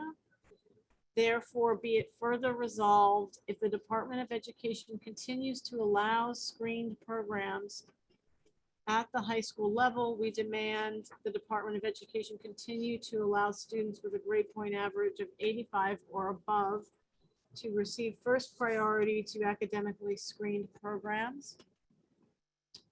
Therefore, be it further resolved that the Department of Education prioritize funding and co-creating programs that support students, their families, and DOE employees who are critical to supporting the navigation of admissions. Thank you so much. So I'll just say that we did receive some feedback from the public via email. I forwarded these responses to you. We had 5 that vote in favor, 1 family opposed. We did get a number of emails today, but I haven't gone through them all. So because now we're not voting tonight, I will let you all know about that tomorrow. And a few of the CECs have already put this on their agenda, and like D14, D4 are going to be voting on this resolution. And PS24's Inclusion, Diversity, Equity, and Action Committee and their Education Action Committee both strongly support the D15 diversity plan, which basically falls into play here if things go in the opposite direction. So let's take comments from the public. I'm not sure how we should do this. Our parliamentarian is on Zoom. You want me to just put, do our in-person public first? Yeah. Yes, that's a great idea. That's a great idea. We do not have anybody on the Spanish line, but I believe there's still people on the Mandarin line. So let's start with the in-person attendees, and then we'll go to the Mandarin line, and then we'll do the Zoom. Does that seem okay? Okay, great. Kamala, how do we want to? You want to come up to the mic? Oh, yeah, we will have to. Here, have a seat. I haven't prepared anything. I'm just going to speak off the cuff about how important this resolution is, especially in the face of what is happening nationally, which is a push, against schools being equitable, which is what this is trying to do. And I think, just for context, I'm co-founder of NYC Opt-out, so have been studying the effects of standardized testing on students, and it's the way it correlates with family income. And it's really, I think what we'll see is if we continue to remove scores, that we will see that curricula will not be as narrowed because teachers will have more ability to teach and respond to what's in front of them in the room instead of being worried about test scores. And so I just want to encourage the adoption of this resolution. Anybody else? Public comment?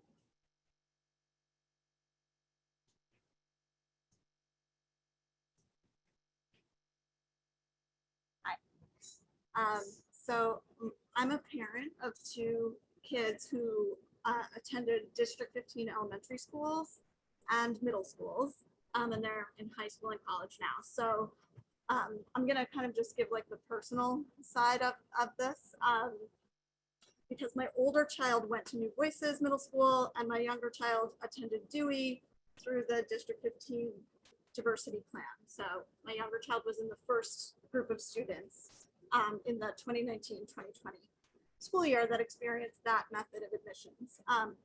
So I'm here to just voice my strong support for the diversity in admissions plan that we had in District 15. And I know this resolution isn't specifically speaking to that, but I have heard that there's questions within the DOE about whether that's something that should be continued. And so I just want to voice strongly that I'm so for it.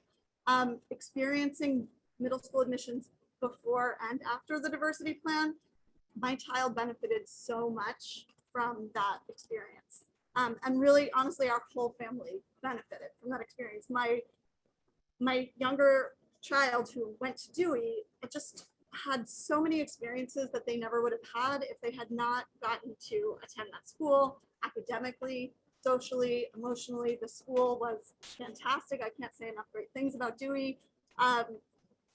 My child also became involved in Integrate NYC, which is an organization that, I'm sure you guys know about, and they just became super passionate themselves about integration. And I just feel like that wouldn't have happened if we had not had this plan and this opportunity. Our older child who didn't experience that middle school admissions route was a senior in high school last year, and she wrote a public policy paper about the District 15 middle school admissions plan for her capstone project, studying the effects of that. And I really feel like that, so you could see that it just like impacted our whole family. I was part of an anti-racist parent group that was run through NYU, through Dewey. I would not have been able to do something like that if this plan hadn't been in place. So that's just like a personal, story, because I feel like it's important to just share those personal sides of things too. And I appreciate what the person before me said about the kind of like bigger picture impacts of segregation. And finally, I'm a teacher at PS29. I've been a teacher in the DOE for 22 years, and I've just seen so many initiatives come and go. And when I heard that there's a possibility that this District 15 plan might not be renewed, I was just like, this cannot be the one that goes, because this is like, of all the many initiatives that I've seen, I feel like this is one that's really working. Something good is happening here, and I don't understand who is for segregation, like who is for going back to that. So I'm so pleased that you brought up this resolution. I just want to voice my support for it, and also just to say that I know that there's maybe some new data that's supposed to be analyzed about the effects of the District 15 plan, and I hope that if there's any decisions being made within DOE about whether or not to continue that the public has an opportunity to look at that data and really see, because I know from my daughter's paper that she wrote for high school that there was a big change just in the first year of the plan. And so I feel like the public really deserves the opportunity to get to see how the schools have become more integrated with that plan, and to think about what that means for schools citywide removing screens. So, thank you so much. We'd love to see that project. Oh my gosh. Oh, would you? I'll send it. Yeah. Okay, yeah, we definitely want to see that. I want to also introduce Naya Bird, who is here from Appleseed and the writers of this resolution. So thank you for your incredible work. Okay. Miriam, did you want to say anything? Yep. Okay. So there Okay, are so hands raised. let's move to the Mandarin line, though.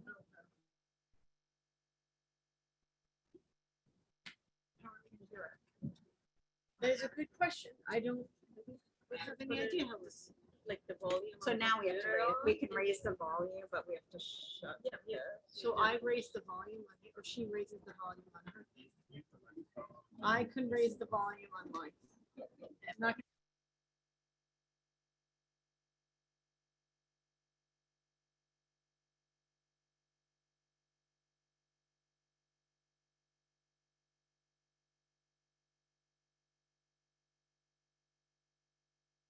Mute.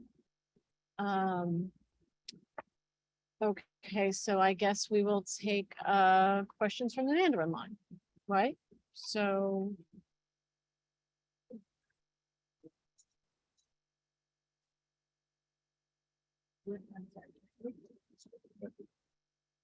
Is it open? Is the microphone? Oh, okay, so we'll take questions from the Mandarin line.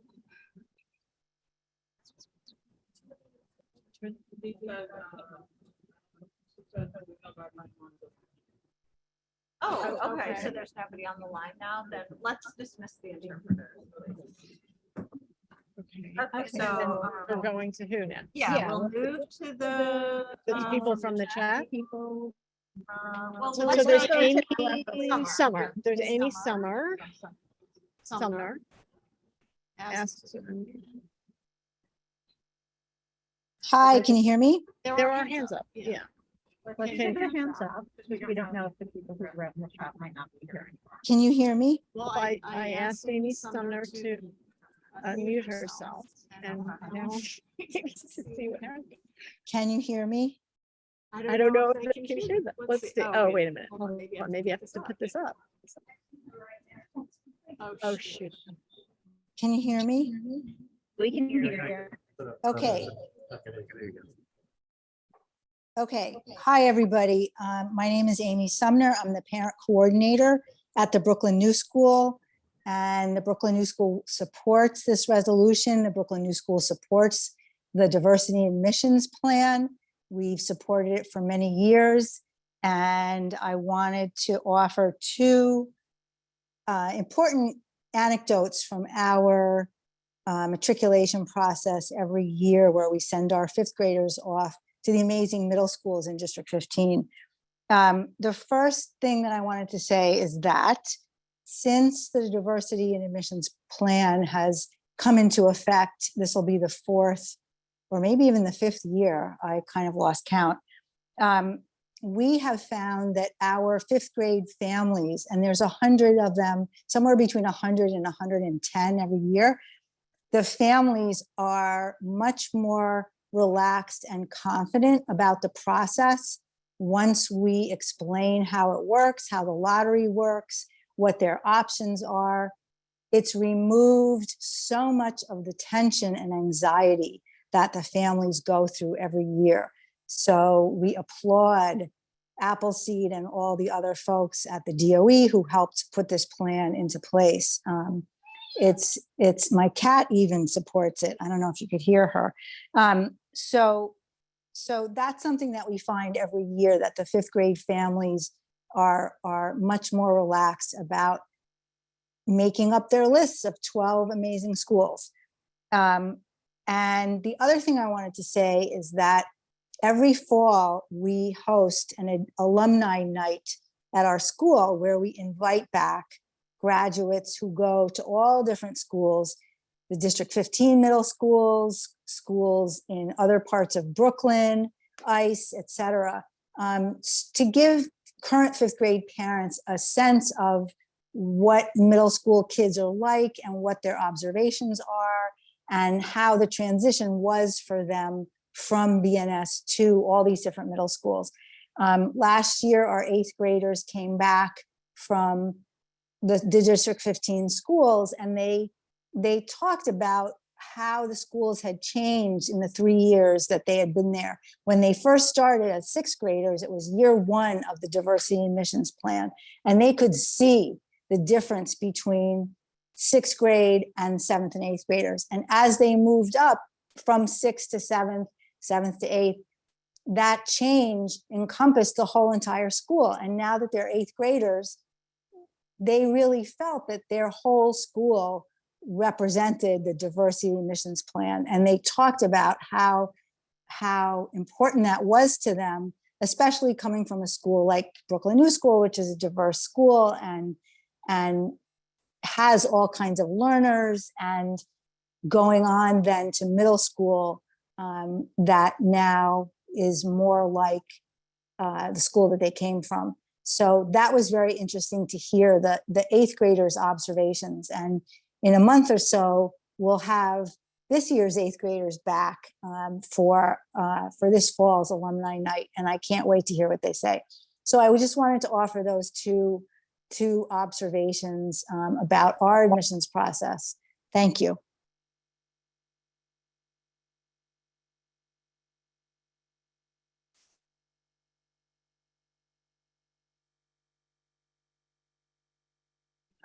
Oh, thank you, Amy. We'll go to Yuri. Oh, hi everyone. Can you hear me? Yes. Oh, hi. My name is Yuri Contreras Bejar. English, by the way, not my fair language. So sorry if please tell me if you don't understand me. I am raising children in New York. I came here about 20 years ago. I grew up in Chile. And Chile went through something very similar to what people are trying to do in New York. They eliminated all screening. And after 2 decades, what happened in Chile, you have a new kind of caste system.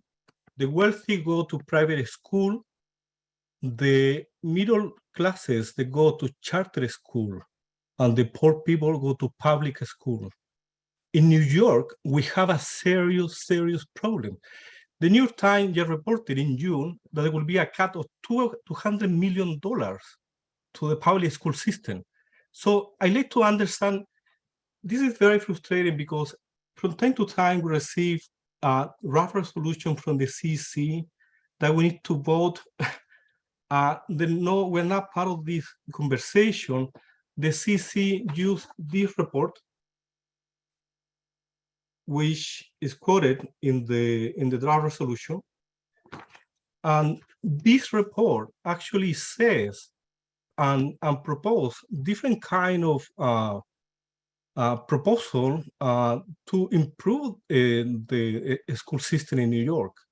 Eliminating screening is only one.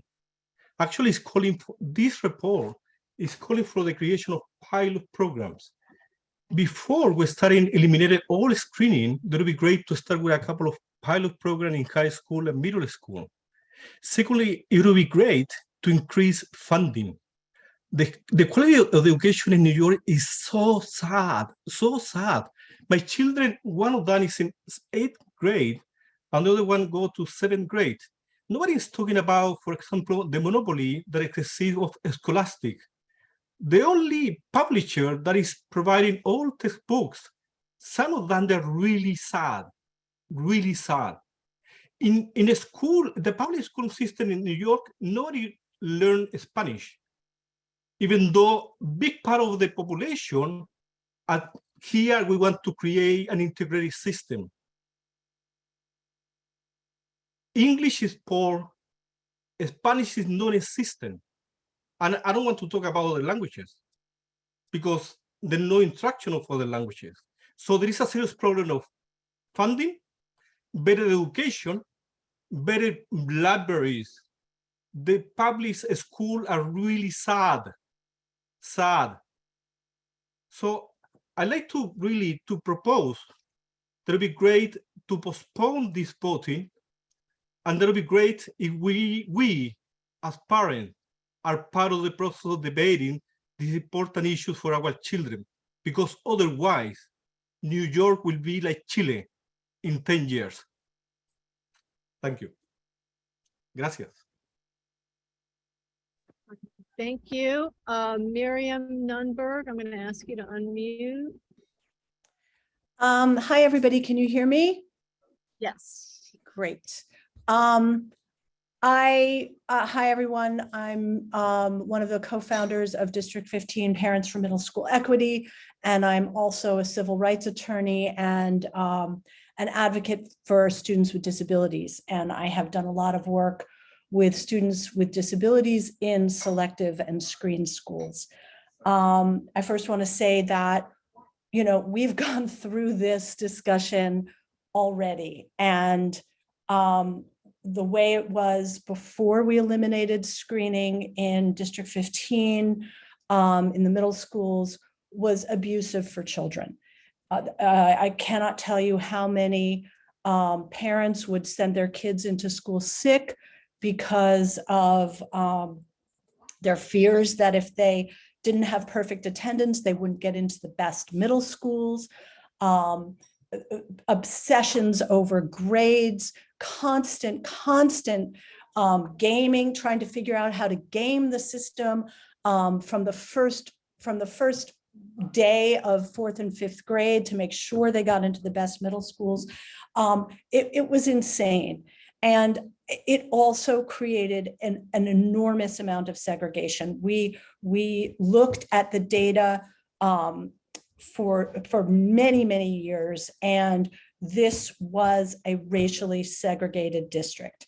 And my kids went to Park Slope Collegiate for middle school, which was integrated after having gone to PS10 for elementary school, and they had an excellent experience there. And it taught them, they still talk about the lessons that they learned at Park Slope Collegiate to this day. And one of my children ended up going to a very selective school over my objections.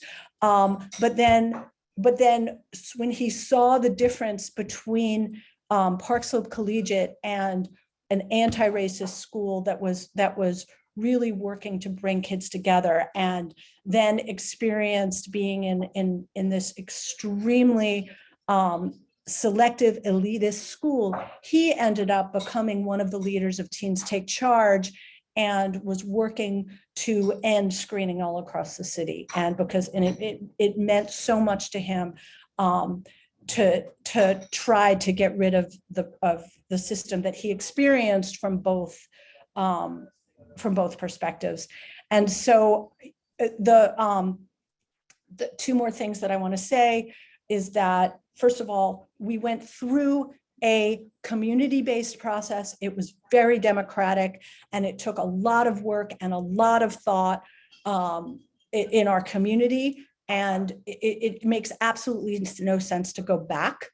And the other thing I'll say is I see some comments in the chat which are talking about how we have schools for kids with disabilities, and then we should have schools for high-performing kids.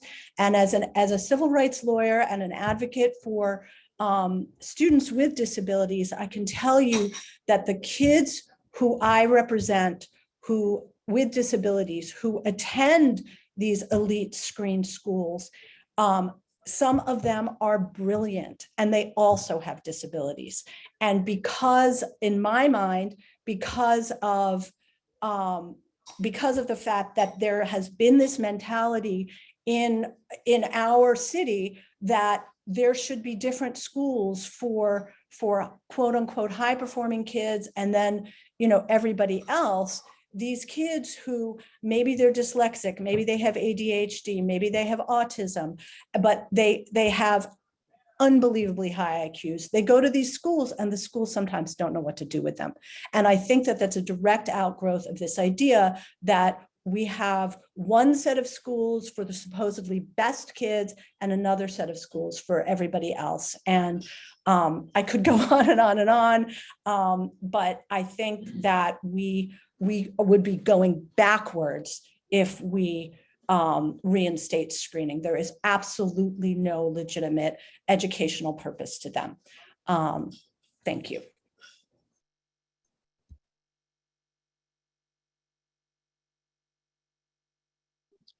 Okay, to the time, it is 8:35. Should we just take the last hand raised? There's only one more hand raised. Rayhan, I'm asking you to unmute. Hi, can you hear me? Yes, we can. Great.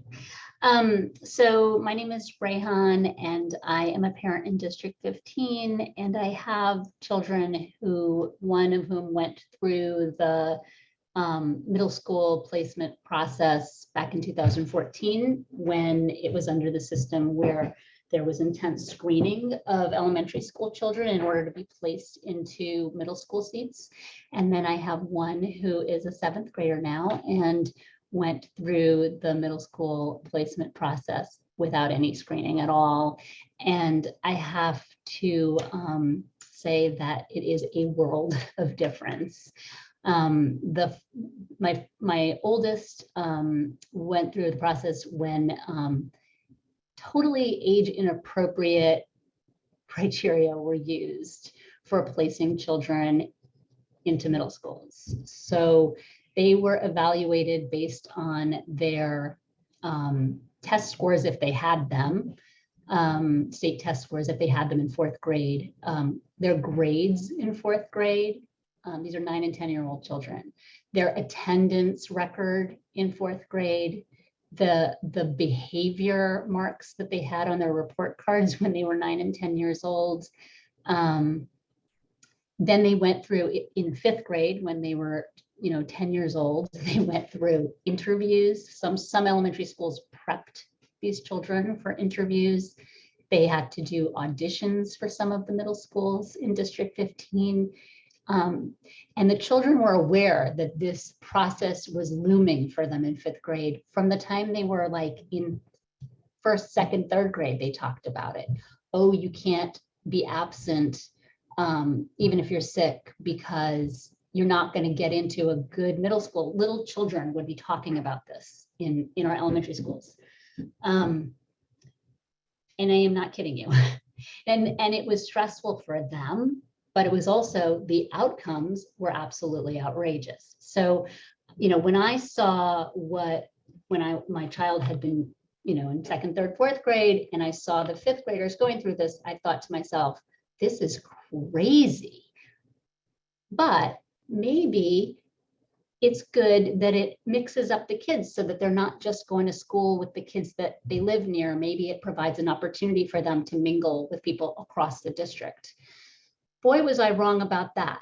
So when we went through the process in fifth grade with him, I saw you toured all the schools. The schools came to your elementary school to sell themselves. The principals would have a big presentation about how great their middle school was. Then they would provide these tours. It was really hard to get into the tours. You had to compete to get in a seat on a tour. It was total madness. And then you'd look at the schools and guess what? You weren't going to school with kids from across the district. This process did not result in mixing up the kids and integrating them. This process resulted in further concentrating the children into specific schools. So if my neighborhood school, I thought that was pretty segregated based on the population I live near, you couldn't even believe how segregated the middle schools were. My daughter now is in seventh grade, went through the process with the lottery system. No, and for several years before that, it was a lottery system. So nobody was talking about in her elementary school about, going to school when you're sick because you don't want to have a bad attendance record. Nobody was saying, if you don't behave yourself, you're going to not get into middle school. I mean, that kind of conversation should not be happening around these children. And it no longer is in District 15, thankfully. We no longer have a scarcity of schools that people think they need to try to fight to get into. All of our middle schools are now desirable middle schools. Every single middle school in District 15, people are happy, thrilled to send their children to. It is completely different. Middle schools are no longer marketing to elementary schools. I don't think principals are spending the kind of time or money that they used to on this nonsensical process. And there's a range of learners in every one of our middle schools, which is exactly what teachers who, are trained to do. They're trained to teach to a range of learners. And finally, we have ranges of learners in all of our middle schools. I strongly support the resolution. What we accomplished through years of advocacy and then a year-long process of community engagement and involvement in understanding the rationale for doing things differently, and the buy-in that we got across our community is not something that we should need to go back and revisit and relitigate now. And I hope that other parts of the city that have equally diverse community school districts that are able to create integrated middle schools across their districts, I hope that they are able to do something similar to what District 15 has done. So I'm in support of the resolution. Thank you. Thank you, Rayhan. There's one more hand raised. I don't know how the group feels about letting anybody else talk. Yes? Okay. I'm asking Elton to unmute himself. Out of respect for the hour, I'm going to be extremely brief. My name is Elton Dodson. I put 3 kids through the education system here in New York. One is graduated and is in college. I am very much in support of this resolution, and I think a lot of wonderful points have been made that I will not make again, but I will say this. Screening process is not a process that produces accurate results. A screening process is a process that advantages the people who have always been advantaged in our country and in our school system, which is those that can afford and that have the structure in place to prepare their children for whatever the test is. So long as that is in place, the results can never accurately reflect capacity in schools. And in our chat, we've seen people referencing cognitive ability.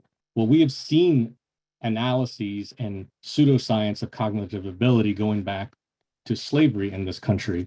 And a subjective evaluation of another student's cognitive ability, to me, is just another word for elitist segregation of our schools, of which we have enough of. The current process in which the lottery system is allowing us to have a simpler, more equitable middle school admissions process is working, and it needs to be given time. And this idea that a screening process somehow produces more equitable results has never been borne out by our experiences and by studies and by the science. So I very much support this resolution, and I encourage CEC15 to pass it. Thank you so much. Thank you. That closes out the public comments. We are not going to be voting on this. It's already 8:43. We have another resolution to read. I just want to propose that maybe, since we're not voting on it, the CEC members hold their comments until Thursday when we vote. I would like to make my. You would like to make your comment? No?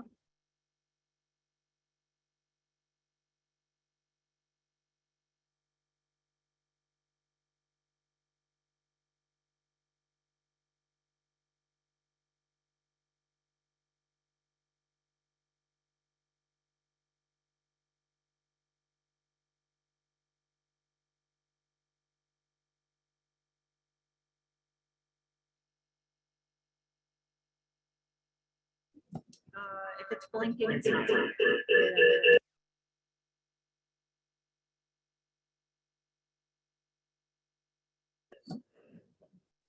Hello. Thank you.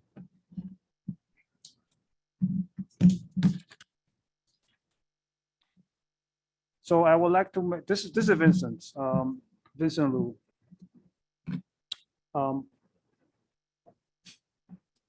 So I'm gonna make a comment about this resolutions. In a nutshell, this resolution call to remove merit-based admission process in favor of intransparent lottery-based admission process.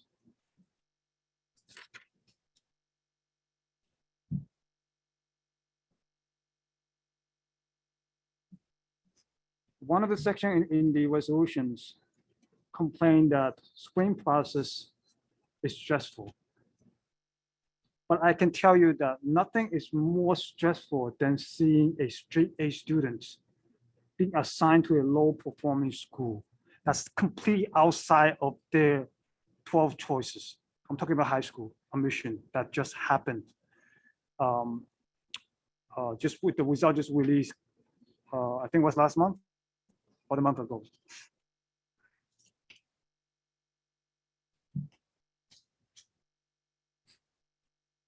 I would like to throw out a question out there.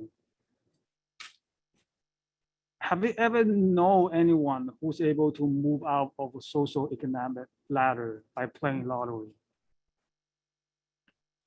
No, I never did. My culture taught me that if you work hard, you get reward. I hope that's also something most people can agree upon. If that's the case, then why are we delivering a wrong message to our students? 1.1 million of our students that you don't need to work hard academically, just rely on your luck. Your performance don't matter, not even your attendance.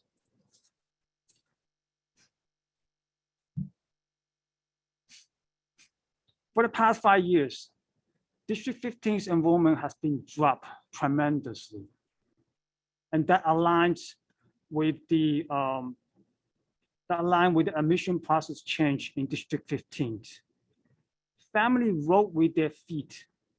Family flee NYC school system because their kids' education opportunity is being deprived. There's no merit. If everything rely on the luck, no one need to work hard.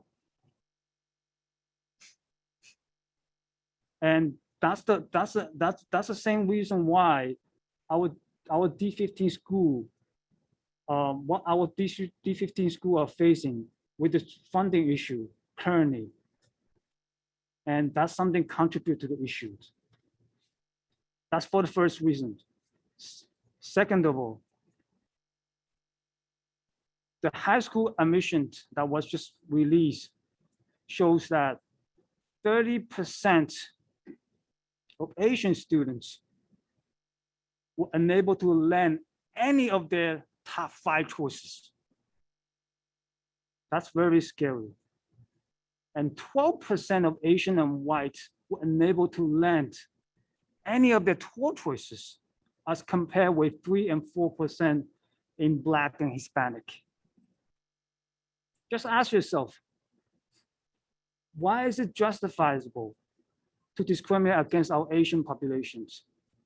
Some may blame our Asian students to be privileged. But keep in mind that majority of Asian students come from low-income families. So the resolution is complaining that the screen method is discriminatory. But let me tell you, the current intransparent lottery admission process is discriminatory against our Asian populations. The last but not the least, the lottery admission process is discouraging high achieving students. With the wrong message, students don't need to work hard. Why would they work hard? Why would they go to school? All you need is luck. You know, if you're lucky enough, you will go to school, assign a best number, a random number, cold random number. Who know how that random number plays out? There's lack of transparency. At the end of resolutions, it's asking for GPA of 85. What does that maximum number come from? The data show that 70% of all NYC students entering the high school had a GPA of 85. Are we making that 75% of students into a lottery pool? Is that a pool we wanted to be, even if it's lottery based? It's just crazy how this call for lottery admission process and claim something that's completely false. Let me just put it there so rest of my colleague can have a chance to speak. I wanted to respond. Oh. Everybody's ready. Oh, no, respond. I will just say something.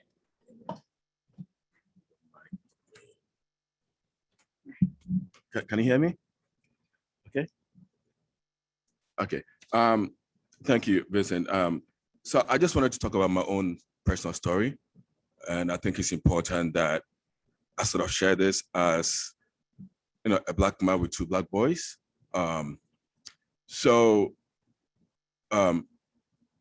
When I decided that my kids were going to go to school in New York City, at the age of 2 years, I was very intentional about it. When I say intentional, what I mean is I decided to move to Park Slope, District 15, specifically studying zones and spend hours studying the zone, hire a consultant, pay them $300 an hour, just to study how the zones are.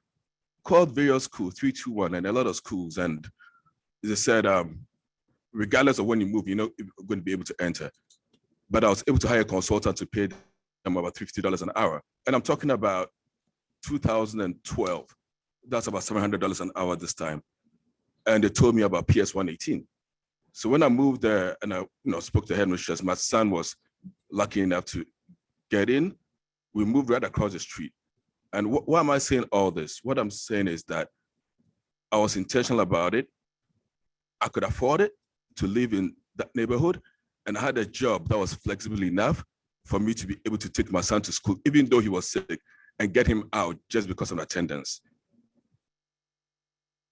And when the whole diversity plan came about, I was really proud of it. But one of the things that hit me was I spent the last 5 years being intentional about it, making sure that he had perfect attendance, making sure that I'm sometimes working from home just to make sure that he's doing all his homework, putting a lot of pressure on him to make sure that he's going to get into the school of his choice, because there's a trajectory, right? Based on the elementary school that you go, they enter certain middle schools, which fan out to certain high schools, right? So the starting point was really the elementary schools. I was fortunate enough to do that. But when the whole diversity plan came about, I had to switch side, because I said to myself, what about kids that don't have that? What about kids that don't have parents that are wealthy enough to move to the district? What about kids that don't have parents that have flexibility in order to take them to school and come back and teach them?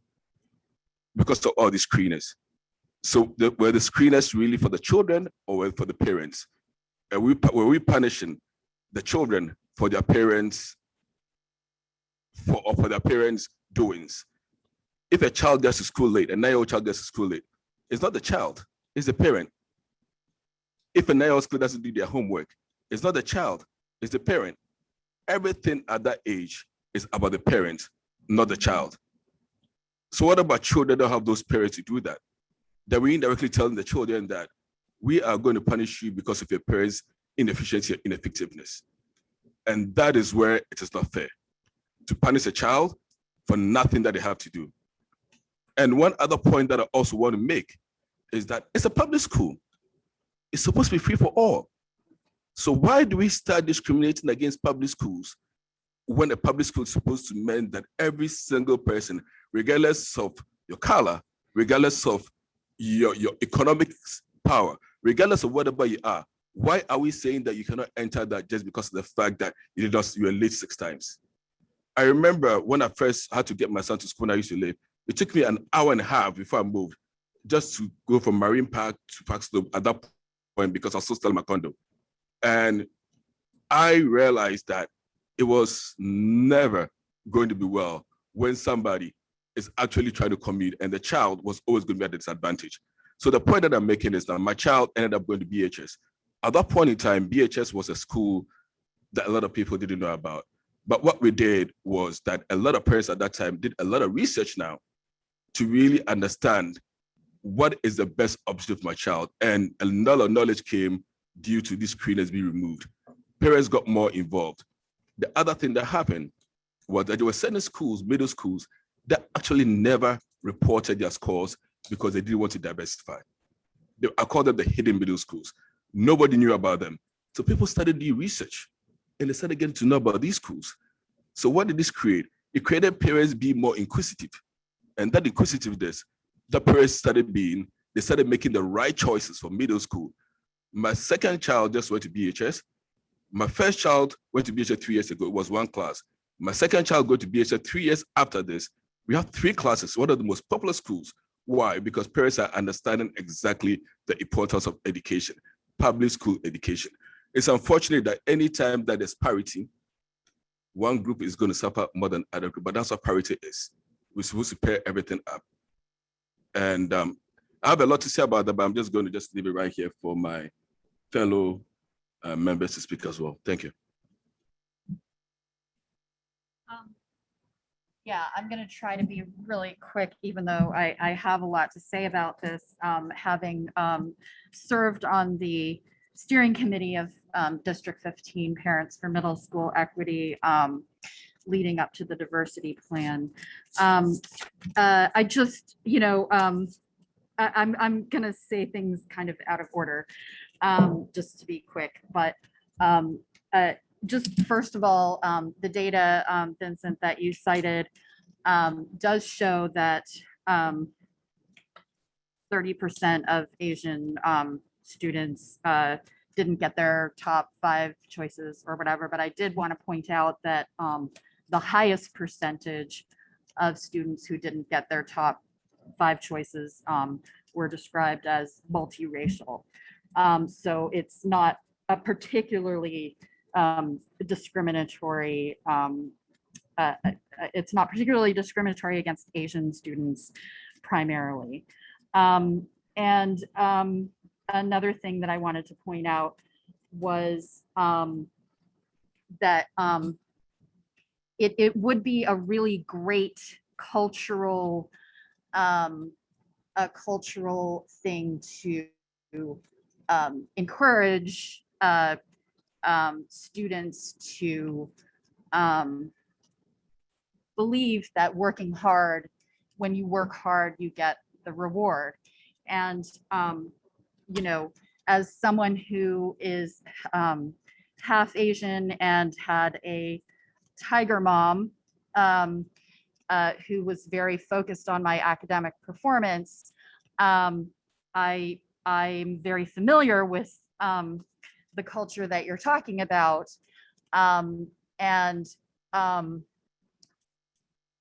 You know, it doesn't necessarily translate perfectly in a country where the hard work was often slavery, you know.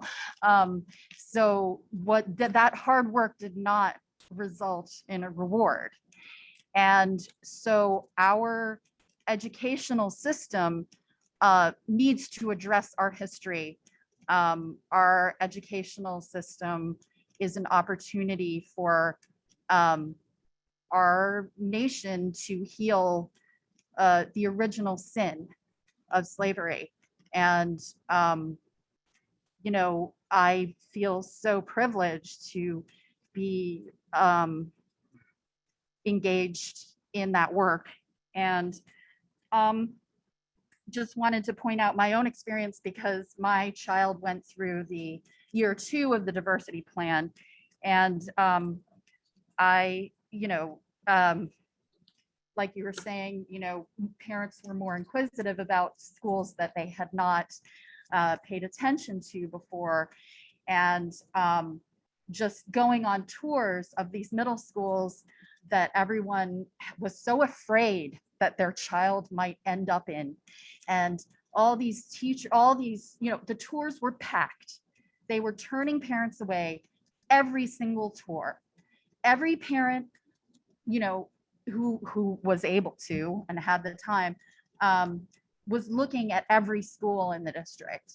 And that was so exciting to me. I was moved to tears really when I saw it.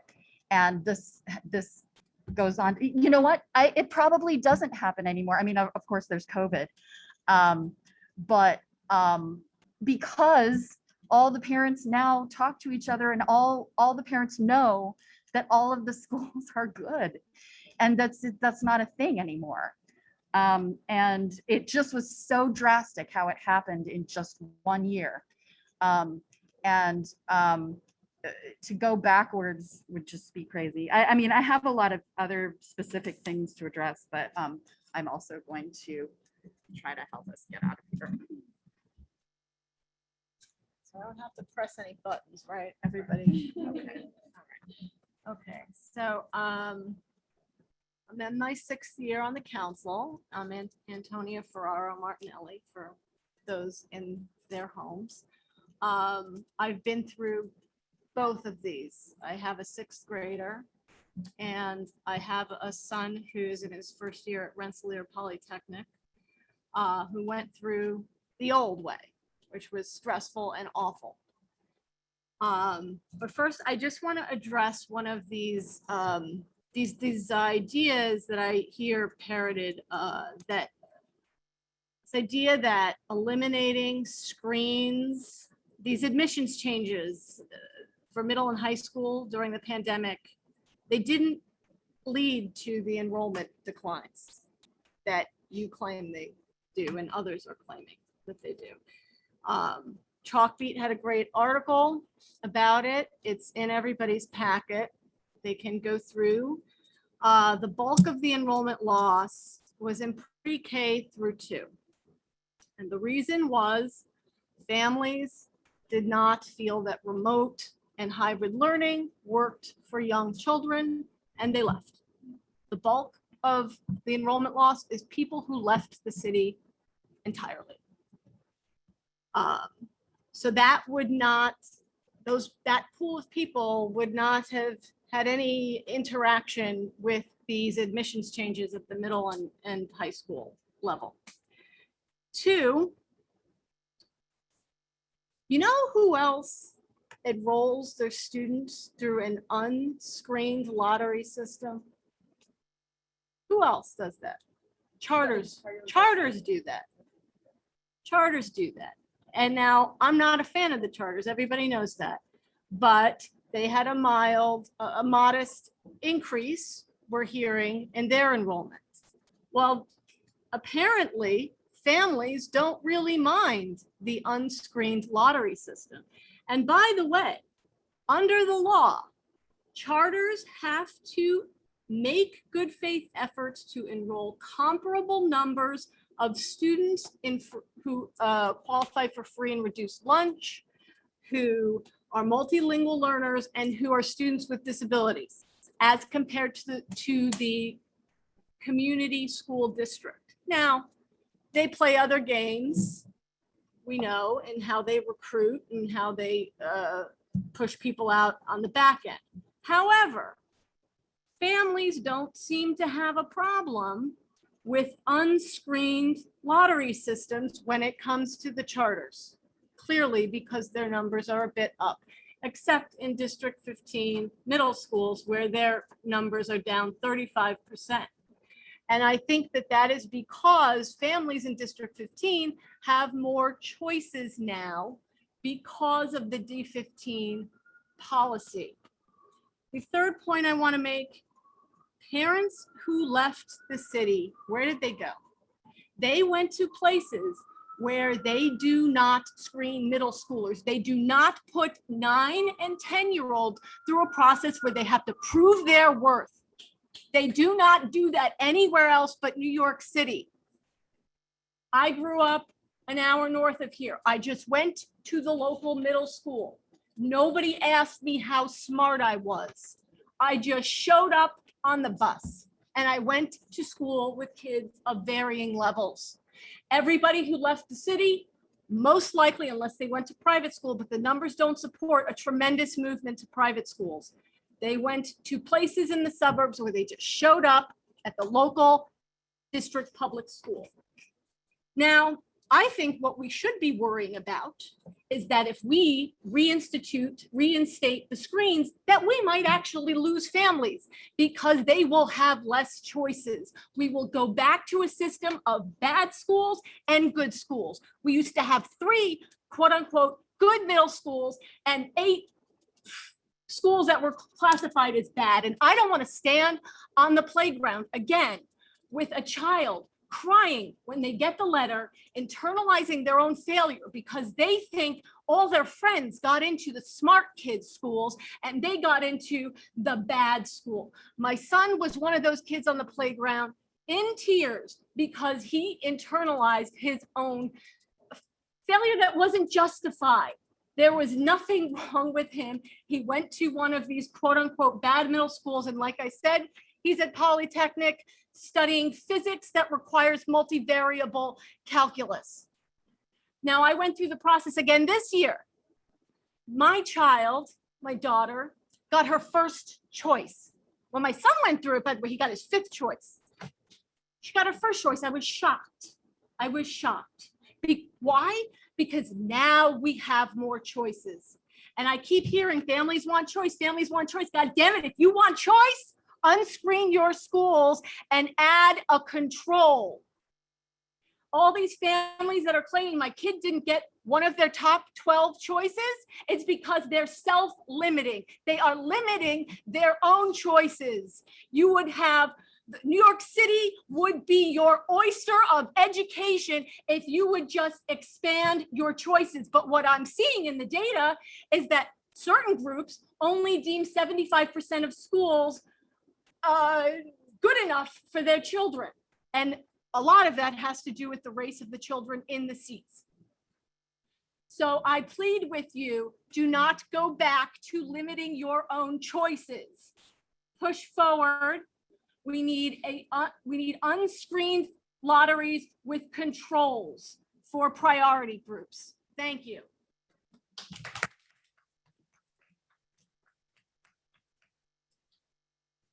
We can drop the mic now. Thank you. All right, so 9:07, everybody's seen the other resolution.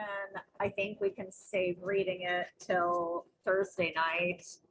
And if everyone's okay with adjourning the meeting, I want to thank everybody who called in on the Zoom, everyone that is here with us in person. Every single person is still here. Thank you so much.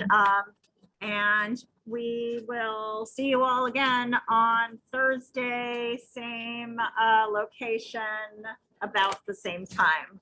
Look for the information coming soon. So good night, everyone, and thank you again. It is now 9:08. Have a lovely evening. Thanks for meeting us. Thanks for meeting us.